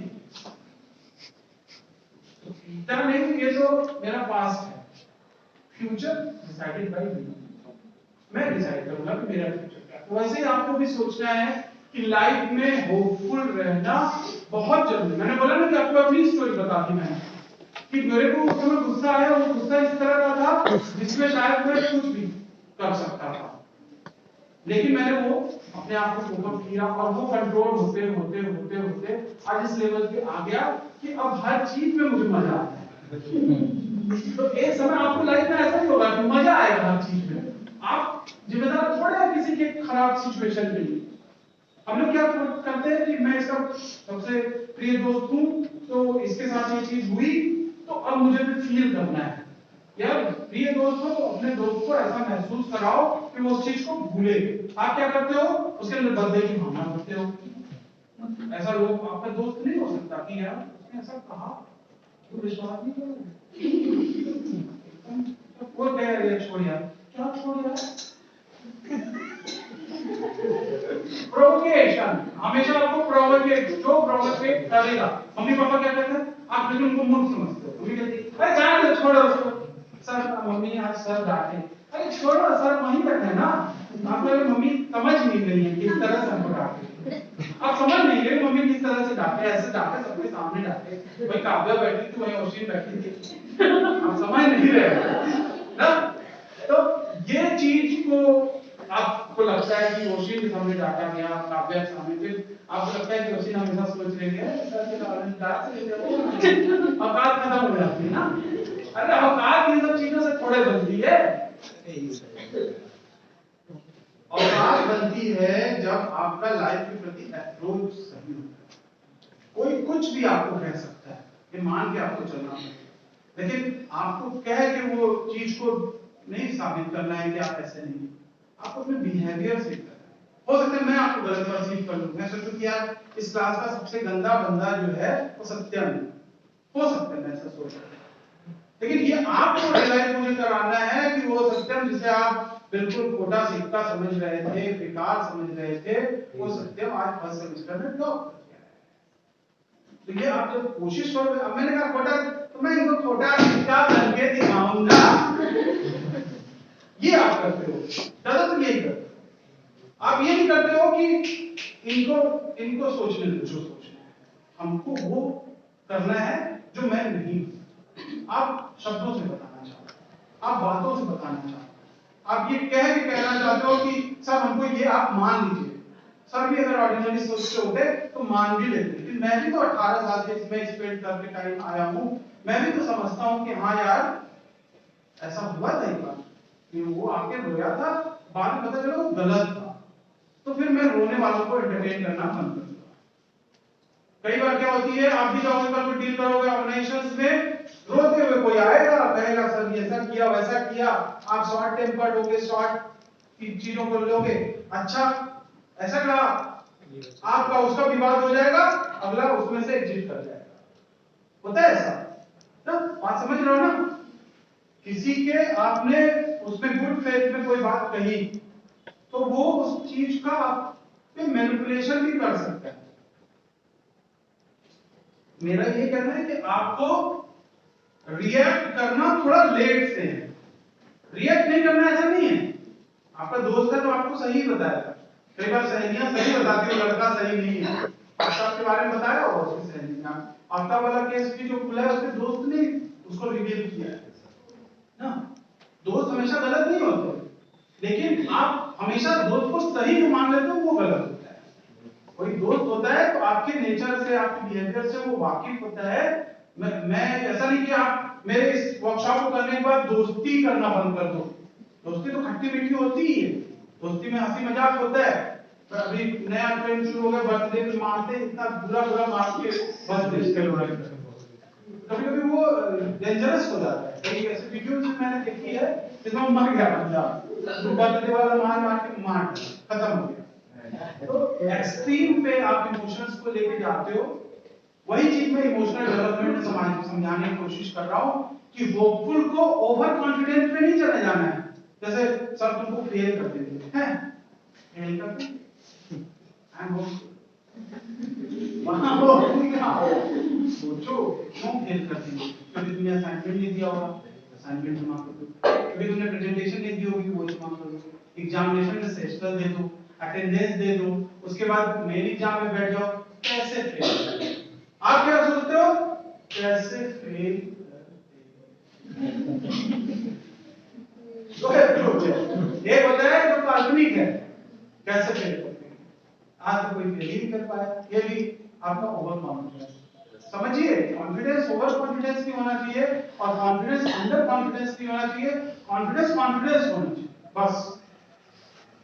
कि आपको विश्वास तभी आएगा जब आप अपने पे वर्कआउट करोगे।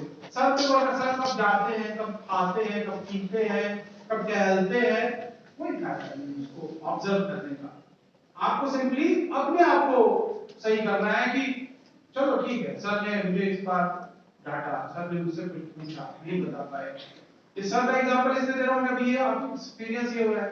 ये एग्जांपल आपका चला जाएगा कॉर्पोरेट में, आपके बॉस आपको मिलेंगे, नए नए जब जाओगे ना तो आपसे कोई मर्सी वर्सी नहीं करेगा। आप सोचोगे कि मैं भी कानपुर का हूं, मैं भी जौनपुर का हूं, भैया हैं, भैया सब देखें, भैया खाली इतने इंट्रोड्यूस करा देंगे तुमको ऑफिस में, उसके बाद तुम्ही को सारे नाम कहानी समझनी है और फिर तुम इतना एक्सपेक्ट कर लिए कि भैया तो ऊपर पोजीशन में है, हमको कैसे कोई डांट सकता है। भैया ने इंट्रोडक्शन, जैसे बैंक में खाता होता है ना, खाता बनाने के लिए इंट्रोड्यूसर की जरूरत होती है, वैसे ही कोई डिफरेंस होता है जिसके बेस पे आपको नौकरी मिलती है। नौकरी में एक्सेल करना आपको, फिर उसके बाद आपको करेक्ट करना है। बहुत सारे लोग देखोगे कितना तेज राइज करते हैं, क्योंकि वो इंट्रोड्यूसर के रूप में उनका कोई इंट्रोडक्शन होता है, रेफरेंसेस होते हैं और उसके बाद वो राइज करता है। तो लाइफ में आपको होपफुल होना है। होप का मतलब यहाँ कॉन्फिडेंस से भी है, होप का मतलब पॉजिटिविटी से भी है। कॉन्फिडेंस भी होप होता है, पॉजिटिविटी भी होप होती है, और होप दूसरों की मदद करने से भी बहुत अच्छी है। बीइंग ह्यूमन बीइंग, आप जो है, आप अगर लोगों की मदद करना सीख गए तो उससे अच्छा आप कभी होपफुल नहीं हो सकते। बड़ा बड़ा बात होता है। जैसे आपके मम्मी पापा जिस चॉकलेट के लिए बचपन में रोए थे, आज आपको वो हैप्पीली चॉकलेट थमाते हैं, सोचते तक नहीं।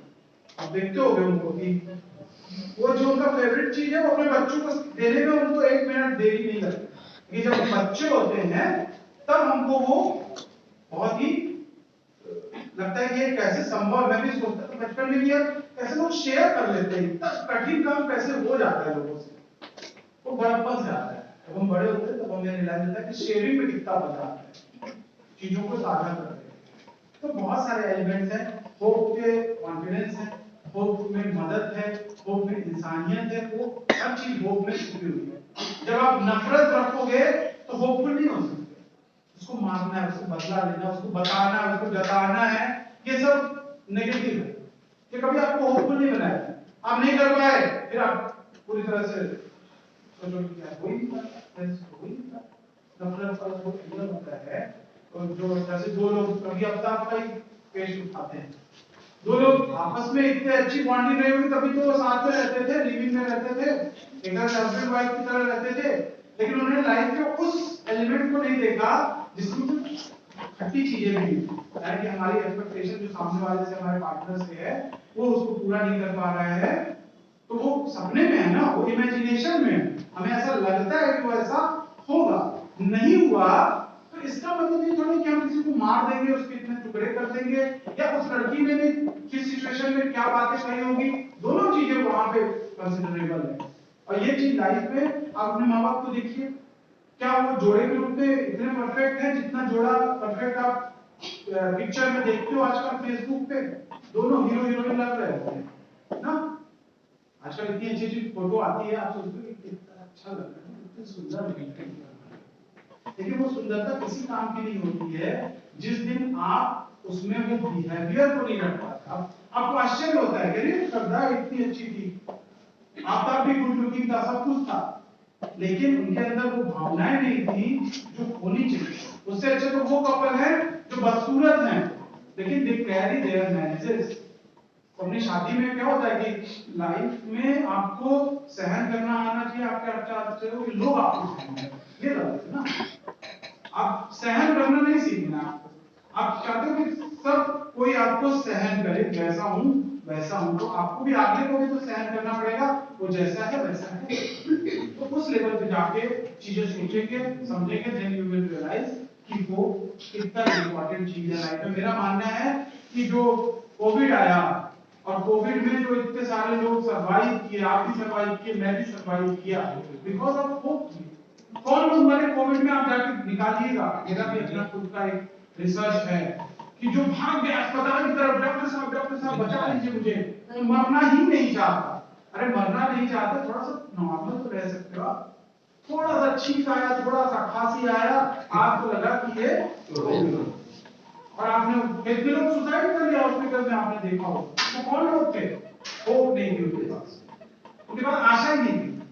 वो सोचते थे कि यार मर जाना है, इससे अच्छा सुसाइड कर लो। वही मैं कहना चाहता हूँ, लाइफ में टिल आपका जब तक डेथ नहीं आता, जब तक आपका मृत्यु नहीं है, आपकी मृत्यु संभव ही नहीं है। और प्रयास तो हर अंतिम क्षण तक करना चाहिए बचने, लेकिन ऑब्सेस होके नहीं, पागल फोबियाटिक नहीं होना चाहिए। फोबिया एक होता है, फोबिया क्या होता है कि बिल्कुल वही चढ़ गया दिमाग में, अस्पताल में चले गए, सीधे बीएचयू चले गए, ट्रॉमा सेंटर चले गए, प्रॉब्लम कुछ नहीं है। थोड़ा सा लाइफ को बियर करना भी तो हमें आना चाहिए। कितने लोग इतने ज्यादा ऑब्सेस हो जाते हैं लाइफ में, वो ऑब्सेशन नहीं होना चाहिए, पैशन होना चाहिए, ऑब्सेशन नहीं होना चाहिए। मैंने बोला ना कि आपको लाइफ का टर्म समझ में आना चाहिए कि पैशन क्या है, ऑब्सेशन क्या है। ऑब्सेशन पागलपन है, पैशन क्या है, जुनून। जुनून और पागलपन में अंतर होता है। पागलपन बिना बुद्धि का होता है, जुनून बुद्धि के साथ होता है। तो you should always be passionate in your life, और लाइफ में गलत सही होता रहेगा। हमेशा सही नहीं होगा, ये जान। एक्सपेक्टेशन हमेशा फुलफिल नहीं है। दूसरी चीज, डिफरेंसेस का हमेशा रिस्पेक्ट करना सीखो। कोई काला है वो सक्सेसफुल होगा, कोई गोरा है वो सक्सेसफुल नहीं होगा। ऐसा नहीं, गोरे लोग भी सक्सेसफुल है, काले भी सक्सेसफुल है, गंजे भी सक्सेसफुल है। हर व्यक्ति अपने अपने क्या कहेंगे जोन में सक्सेसफुल है। आपको अगर ये लगता है कि हमारे पास ये चीजें होंगी तभी हम सक्सेस को पोजेस कर पाएंगे, that is not true, that is not right and that is not correct view point of life. आपको कभी भी लाइफ का जो करेक्ट व्यू पॉइंट है वो तब मिलता है जब आप डिफरेंसेस की रेस्पेक्ट करते हो, जो कि इंडिविजुअल डिफरेंसेस में मैंने आपको पढ़ाया। Every individual is different. किसी की इकोनॉमिकली डिफरेंस है, कोई कार से आता होगा इस कॉलेज में, कोई साइकिल से आता होगा, कोई बाइक से आता होगा, किसी के पास वो भी नहीं होगा। तो यू हैव टू रेस्पेक्ट। आपकी जो भी स्थिति है वो आपकी मनोदशा पे नहीं आनी चाहिए। कार से आने वाला ये ना सोचे कि वो जॉब करेगा, और जो पैदल आने वाला है ये ना सोचे कि वो कुछ नहीं कर पाएगा। दोनों साइकोलॉजी के कारण बस समझ लो ना कि हमें अपनी जो हमारी जो स्थिति है उसको हमेशा डिफरेंसेस के बेस पे जज करना, यानी कि डिफरेंसेस को हमेशा रेस्पेक्ट करना। आपको समझ में आ रही है ना बात? डिफरेंस क्या होता है, किस तरह का डिफरेंस होता है। अच्छा, आपसे एक क्वेश्चन पूछते कि क्या आपके दिमाग में कभी ये चीज आती है कि मैं जैसा हूं वैसा क्यों? आता है? मैं ऐसा क्यों हूं, मैं वैसा क्यों हूं? ये गाना है वीडियो चली नहीं रहा है। करना है क्या मुझको ये मैंने सब है जाना, होता है ना? ये सब सभी के दिमाग में आता है, सबसे ज्यादा किशोर के दिमाग में। जैसे आप लोग जब इंटरमीडिएट में रहे होंगे बड़ी फैंटेसी होती है, सबसे ज्यादा फैंटेसाइज का दौर होता है। जस्ट जो है ताजे ताजे आप लोग जो है जवान, जवानी का नशा जान बुझ में ऐसे जवानी मेरे नहीं आ रही तो आए जवानी कितना है, ऐसा कुछ नहीं है। मन जो आपका मन है ना वो बूढ़ा होता है, वो जवानी है। कितने लोग देखोगे 12 साल की एज में एकदम धीर गंभीर ना गौतम गंभीर बने रहते हैं। कितने लोग देखोगे 55 का बचपन। तो आपको लाइफ में डिफरेंसेस मतलब बोला ना कि मन और तन और उस पे चाहिए धन, ये का एक कॉम्बिनेशन बनता है। धन क्या है? वो एक मैटेरियलिस्टिक चीज है, कहीं ना कहीं हर चीज धन की तरफ जाती है। मैं ये नहीं कहता कि धन सब कुछ होता है, लेकिन धन सब कुछ मतलब कुछ नहीं होता है ऐसा नहीं कह सकते, क्योंकि आप इस संसार में इसीलिए आए हुए हैं कि आपको धन अर्जन करना है। आपके पिता ने धन अर्जन किया तो आपको आज अच्छी पढ़ाई पढ़ा रहे हैं, ठीक है? आज आपके पास धन नहीं होता तो आप ठीक ठाक कपड़े नहीं पहन रहे, आप अच्छा खाना नहीं खा रहे, कहीं ना कहीं वो चीजें उसी तरफ जाती हैं। और इस संसार में आने का पर्पस ही यही है कि आपको इस संसार के हिसाब से चीजों को जीना है। बस अप्रोच आपको अपनी थोड़ी सी करेक्ट रखनी है। मैं अप्रोच को सही करने की बात कर रहा हूँ। मैं मोदी का एग्जाम्पल दिया तो मोदी जी बहुत सारी बातें कहते हैं मैं मेरा क्या मैं झोला उठाऊं तो की चल दूंगा, लेकिन वो ऐसे उजड़े चमन की तरह तो नहीं रहते। आप देखो कितना नीट एंड क्लीन, 72 साल के हैं, 72 ईयर ओल्ड। अमिताभ बच्चन 80 साल के। आप देखो ना 60 साल के किसी बूढ़े को देखो आप, ठीक है उनकी खानगी वगैरह वो बड़े लोग हैं उनको सब कुछ मिलता है प्रॉपर, लेकिन वही बोला ना कि जीवन में खाली मलाई काजू पिस्ता बादाम इससे ही आपका जीवन बहुत अच्छा नहीं हो सकता। जो दिनचर्या होती है, जो नॉर्मल खान पान होता है, उससे भी आप अपनी लाइफ को बहुत इजी बता। मैं जैसे मैं अपना कुछ बड़ा नहीं करूंगा, लेकिन मुझे कई लोग कहते हैं कि आप 3 घंटा 2 घंटा खड़े रहते कुर्सी नहीं खींचते, कुर्सी कहाँ है? जब मेरा शरीर मेरा साथ दे रहा होगा तो मुझे कुर्सी की याद क्यों आएगी? जब शरीर साथ नहीं दे रहा होगा तब तो मुझे लगेगा कि मैं बैठ जाऊं, मैं थोड़ा देर बैठ जाता। तो मैं जिस एज में हूं, अगर मेरा शरीर मेरा साथ दे रहा है तो सही में मैं उसकी केयर करता हूं तब तो शरीर को भी जैसे मंदिर जो लोग पूजा पाठ करते हैं, देखो उनका दिया बाती का पूरा भगवान जी पूरा अच्छे से साफ सफाई करके, तो ऐसे आपका शरीर भी तो वैसे ही है, वो किसी टेम्पल से कम थोड़े है। उसकी आपको अगर साफ सफाई अगर आप उसकी मेंटेनेंस करेंगे तो ऑब्वियस है कि वो आप मेंटेनेंस क्या करते हैं, मेकअप करते हैं। जो भद्दा है वो करने बात करने से कुछ नहीं होगा। जैसे ये दीवार है, जैसे व्हाइट वॉशिंग हुई ना, तो कैसे हुआ है, बढ़िया प्रॉपर पुट्टी उट्टी लगा के तो थोड़ा सा सही से हुआ है ना। तो एक इंटरनल भी होता है, दीवार अंदर से खराब, जैसे आप सीनियर की क्लास जाकर देखिए अंदर से खराब है, अभी कुछ दिन पहले उसमें चूना उना हुआ है, खराब है। तो अंदर से हम खराब होंगे तो कितना भी बाहर से हम एक्सटर्नली उसको होता है ना, क्रीम कंघी तेल ले क्रीम कंघी से नकली रूप बनाते हो आप, जो है इन सब चीजों से आपका नकली रूप बनता है। इंटरनली आपका सही होना जरूरी है। अंदर अगर आपकी साफी फील है वो और ये सब तो वो अंदर जो फील होगा वही तो आपके चेहरे से स्पष्ट होगा। तो ऊपर से मेकअप करने से कुछ नहीं। तो मेरा मानना है कि डिफरेंसेस को रिस्पेक्ट करो। हर तरह की डिफरेंसेस होती है, डिफरेंसेस ऑफ ओपिनियन भी होती है। अब आपको और थोड़ा क्लियर करता हूँ, डिफरेंस में आप खाली लोगों पे गंजे काले गोरे पे मत जाओ, डिफरेंसेस ऑफ ओपिनियन भी होते हैं। आप कहोगे सर ये सही, मैं कहूँ ये सही है, इसका मतलब ये नहीं कि हम मार के आपको कपार दो, होता है ना, हम बड़े बेकार हैं हम लोग, बोलते हैं शॉर्ट टेम्पर्ड जो लोग होते हैं, आप देखो वो लॉजिक में बात नहीं करते हैं, वो जबरदस्ती की बात करते हैं, जबरदस्ती की बात नहीं करना। थोड़ी देर तक किसी को अपनी बात मनवाने का प्रयास करना चाहिए अगर आप सही हैं तो, और अगर वो नहीं मानता है तो वो अपने रास्ते जाए, आप अपने रास्ते, ये आपको करने आना चाहिए। हम लोग क्या करते हैं, कहते हैं नहीं मेरा ही रास्ता सही है, इसी रास्ते पे चलो। कभी कभी हमें भी लगता है कि हम ही सही हैं। ये ओवर कॉन्फिडेंस नहीं होना चाहिए कि हम हमेशा सही। हम ज्यादातर बार सही हो सकते हैं लेकिन हम हमेशा सही नहीं हो सकते। ये भी एक डिफरेंसेस को समझने का ओपिनियन का। जैसे चुनाव से पहले होता है ना कि सपा की सरकार बनेगी, भाजपा की सरकार बनेगी, ये क्या है, हाइपोथेटिकल चीज है ना, ये पूरा हाइपोथेसिस पे आपके चल रहा है कि आपकी हाइपोथेसिस क्या है, आपका प्रिजम्पशंस क्या है, और वो डिपेंड करता है मतदाताओं के रुझान पे भी।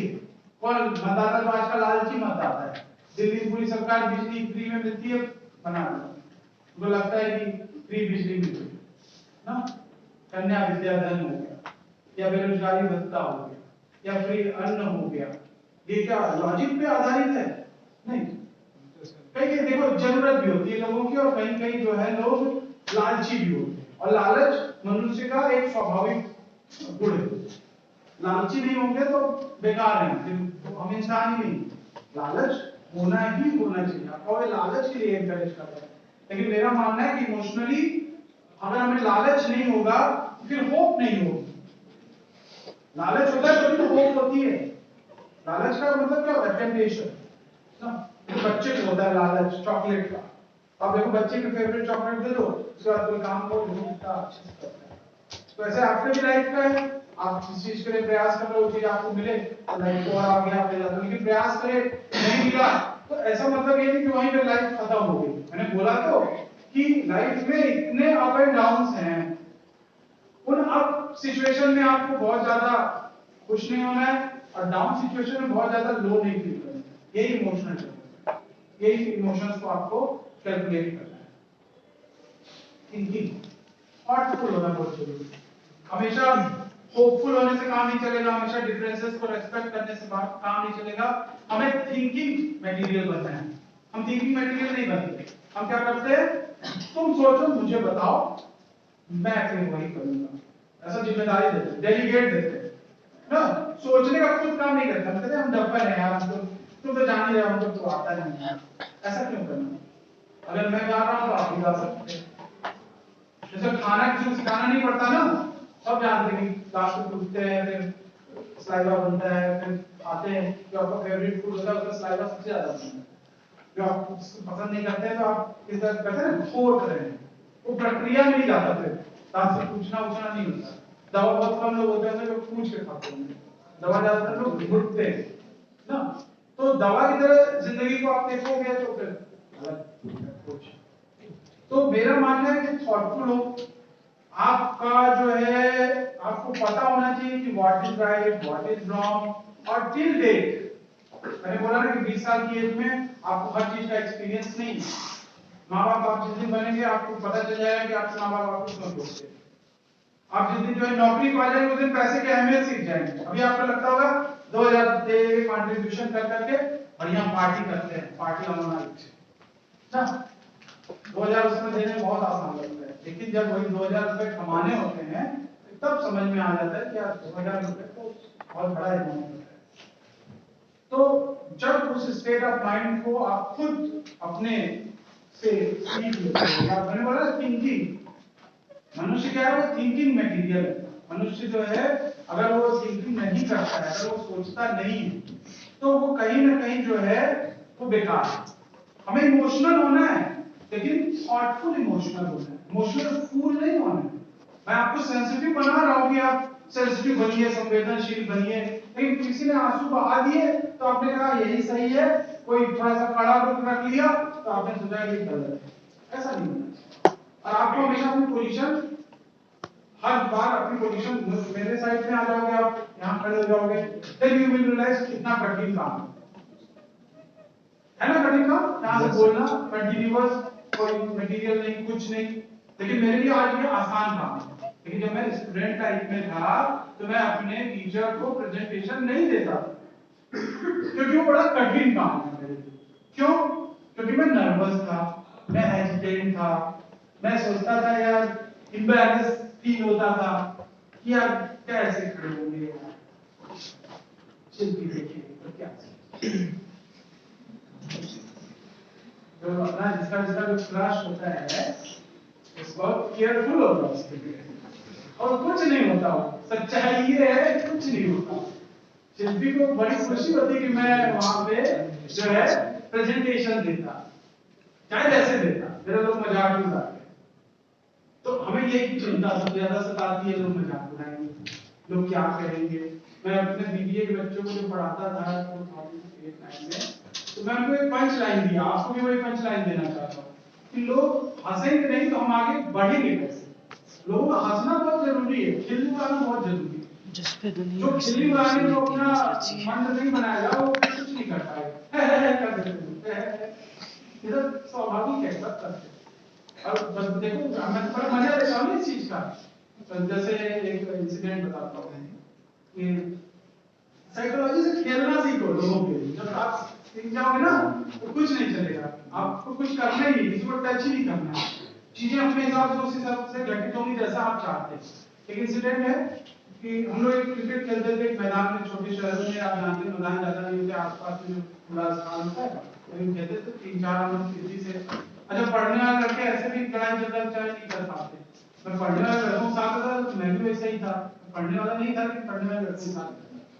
आप पूछिए कि सर आप इतने पढ़ने वाले से टीचर क्यों बन गए, इसलिए आपको इस डाउट को मैं सॉल्यूशन दे देता हूँ। ये एक तरह से मैं दुर्गति को प्राप्त हुआ हूँ। मैं आप लोगों से कभी अपेक्षा नहीं करूंगा कि आप लोग टीचर बने, सबकी एकदम माइंड लगा के फोटो खींच रहे हैं। कितनी खराब स्थिति है। तो 4 दोस्त हम लोग होते थे, जाके बाड़ा होता था, बाड़ा जानते हो नाम। तो वकील साहब का बाड़ा था, उसे भी खेलते थे, और वकील साहब के बाड़े में उसका शायद भतीजा आता था, बहुत दुष्ट था, क्षत्रिय राजपूत था। तो वो आया, हम लोगों का इसका में निकाल दिया। हम लोग विद्या जैसे तो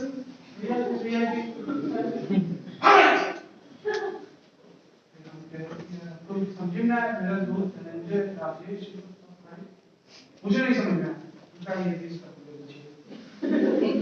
एक निकाला ठाकुर है, हम किसी का स्टॉप नहीं लेते, दोनों स्टॉप लेते हैं। अरे दोनों तीनों उठाए, उठा मेरा दोस्त है यार, तुम एक स्टॉप ले जा रहा तुम दूसरा ले जा। तो देखे नहीं चीज वही हमको वहां रियलाइज हुआ कि इसके इमोशन पे मैंने हमला किया कि मैं क्षत्रिय हूं। पहले वो डाटा एक बच्चे की तरह, और उसके बाद जो उसकी मूर्खता थी वहां से दिख गई। कॉन्फिडेंस तक ठीक था कि बच्चों को डरवा रहा है, लेकिन वो ओवर कॉन्फिडेंट हो गया। वो समझे बच्चे क्या सोच पाएगा कि वो क्या कर रहा है। मैंने भी वो स्पॉन्टेनियस किया था, मैं इतना थॉटफुल, मैं थिंकिंग बता रहा हूँ कि मैं ऐसे लाइफ में बहुत सारे ऐसे सिचुएशन से ऐसे निकल गया हूँ स्मूथ। एक दो बार तो ये भी हमारे सामने रहे हैं, क्यों टोल पे तो तुम देखे ही हो।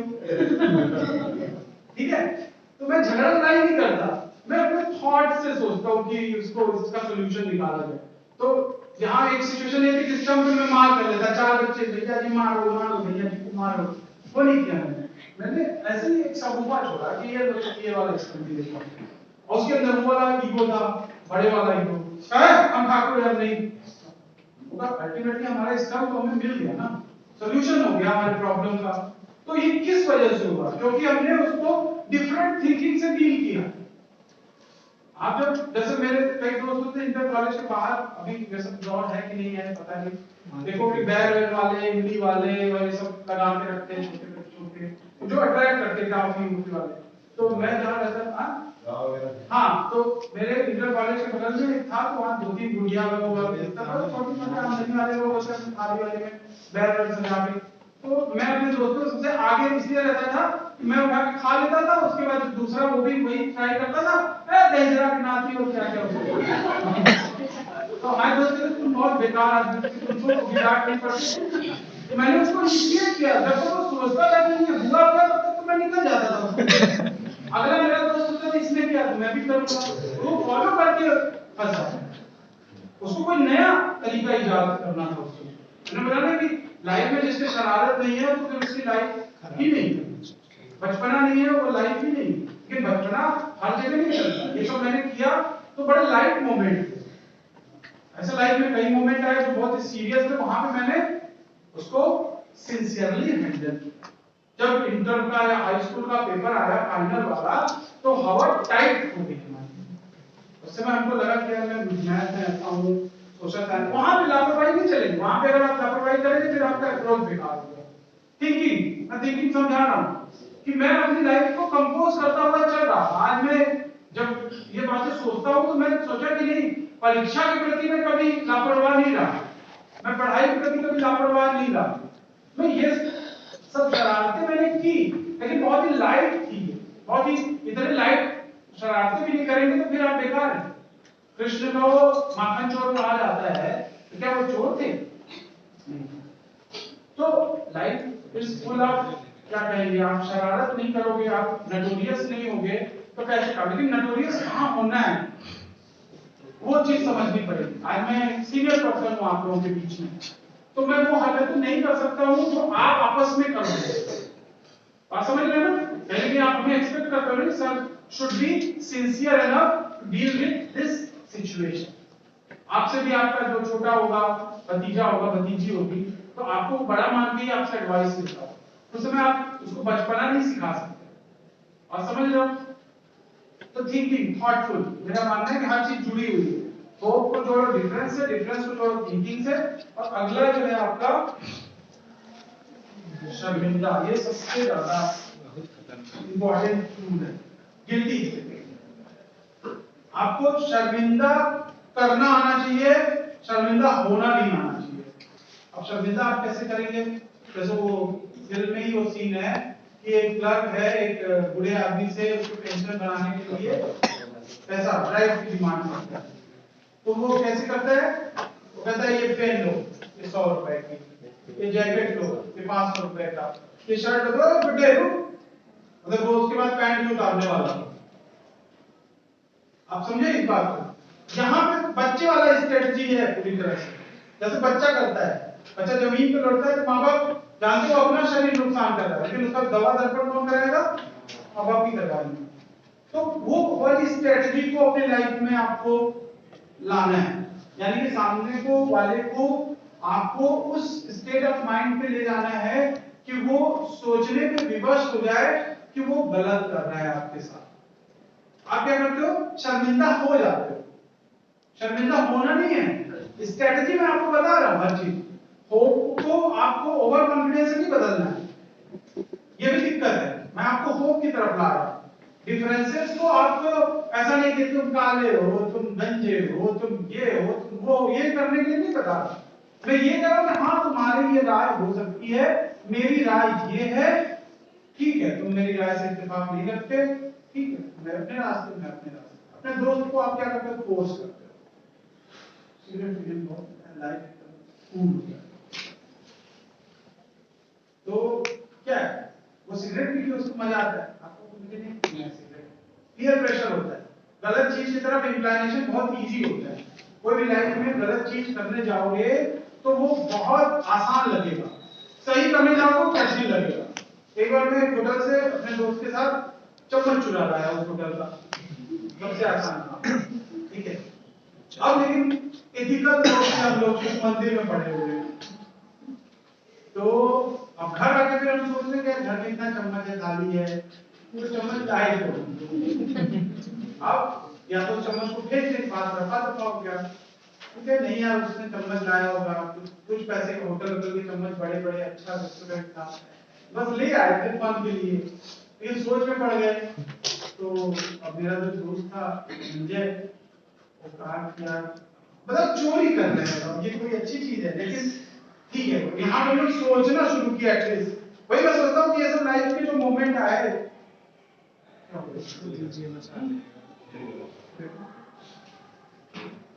ये चार्ज में लगा भी नहीं है, चार्ज है बैटरी, चलो कोई बात नहीं, अब मान लो मैं वो हर चार्जर के शार्प करना है, हर चीज को एनालाइज करना है। एनालिटिकल हम कैसे होंगे लाइफ में, एनालिटिकल ऐसे होंगे जब चीजों को सामने से फेस कर लेते हैं। आप अपने माँ बाप को देखते हो, कभी डिस्कशन करते हैं, या बड़े लोगों को देखते हो, आप एक तरह से भी आप नया नया अनुभव है आपके जीवन का बहुत कुछ, तो आप देखो कैसे बात करते हैं। जिनके पेरेंट्स थोड़े से सेंसिबल होते हैं, उनको बात को देखो, प्रोस कॉन्स दोनों डिस्कस करते हैं। आप क्या करते हो, आप या तो प्रोस डिस्कस करते हो या तो कॉन्स डिस्कस करते हो। आप समझ रहे हो, हर चीज में मेरिट डिमेरिट दोनों होती है, हर चीज में कुछ अच्छाई कुछ बुराई, जैसे फिल्में होती है, मैंने फिल्म का एग्जांपल दिया, तो फिल्मों का नेगेटिव एस्पेक्ट क्या है कि वो एक काल्पनिक घटनाएं होती हैं ज्यादातर, और आप अगर उसको सही मान लोगे, मैंने एलेना बताया ना, दिल के अरमा आंसुओं में रह गए, और एक वो भी एक है ना, यहाँ इतने बीमारियां, ये दिल में किसको दूं, हर एक लड़की पे मरती, मैं सबके दिल में रहूं, ठीक है। तो ये अप्रोच भी है, दोनों काल्पनिक है। लाइफ में ना तो वो अलग अप्रोच सही है जिसमें आपके अरमान जो है सारे आंसुओं में बह जाए, आंसुओं को अरमान में बहाने की जरूरत क्या है। हर गाने को अगर आप देखोगे, एनालाइज, मैंने बोला ना थिंकिंग में एनालिसिस ज्यादा है, आपको ज्यादा से ज्यादा चीजों को एनालाइज करने आना चाहिए, और ईच एंड एवरी मोमेंट पे एनालाइज करने आना चाहिए। और लाइफ का एक बोले ना कि प्रोपोर्शनेट होना चाहिए, खाना पीना भी होना चाहिए। जैसे मैं एग्जाम देने जाता था तो एग्जाम के लिए सीरियस होता था, लेकिन मेरी एग्जाम में भूख बढ़ जाती है। आजकल के बच्चों को क्या होता है, एग्जाम में भूख घटती है। मेरा मानना है कि अगर आपको लाइफ में सक्सेसफुल होना है तो सबसे ज्यादा अपनी केयर करनी सीखनी पड़ेगी, यानी कि और उसमें सबसे ज्यादा फूड की डिजायर आपके अंदर सही होनी चाहिए। मुझे टाइम टू टाइम खाना पानी, जैसे पानी में रखा हो ना तो मुझे प्यास नहीं लगेगी, ये साइकोलॉजी है। अभी ये पानी नहीं होगा तो ऐसे करना, अजीब है ये जिंदगी जो है, अजीब है। इसमें आपको अचीव सब कुछ करना है, लेकिन एक सेक्रीफाइस भी सब कुछ करने के बारे में सोचना है, त्याग भी आना चाहिए आपको, और आपको ग्रैब करना भी आना चाहिए। त्याग क्या है कि नहीं, लिमिटेड में हम काम करेंगे, थोड़ा है, थोड़े की जरूरत है। और क्या है कि अगर आप लाइफ में होपफुल होगे, अगर लाइफ में आप उसको उस एंगल से देखोगे जिस एंगल से मैं आपको दिखाना चाहता हूं, तो आपका इमोशनल डेवलपमेंट प्रॉपर होगा। जैसे मेरा खुद का भी इमोशनल डेवलपमेंट हुआ। अभी 1 बज गया, बहुत देर हो गई,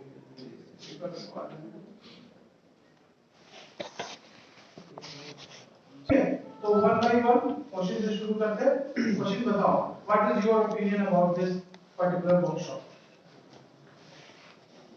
I think हमें फील करना चाहिए अपनी भावनाओं को, दूसरे की भावनाओं को, हर चीज को सही तरीके से सोचना चाहिए।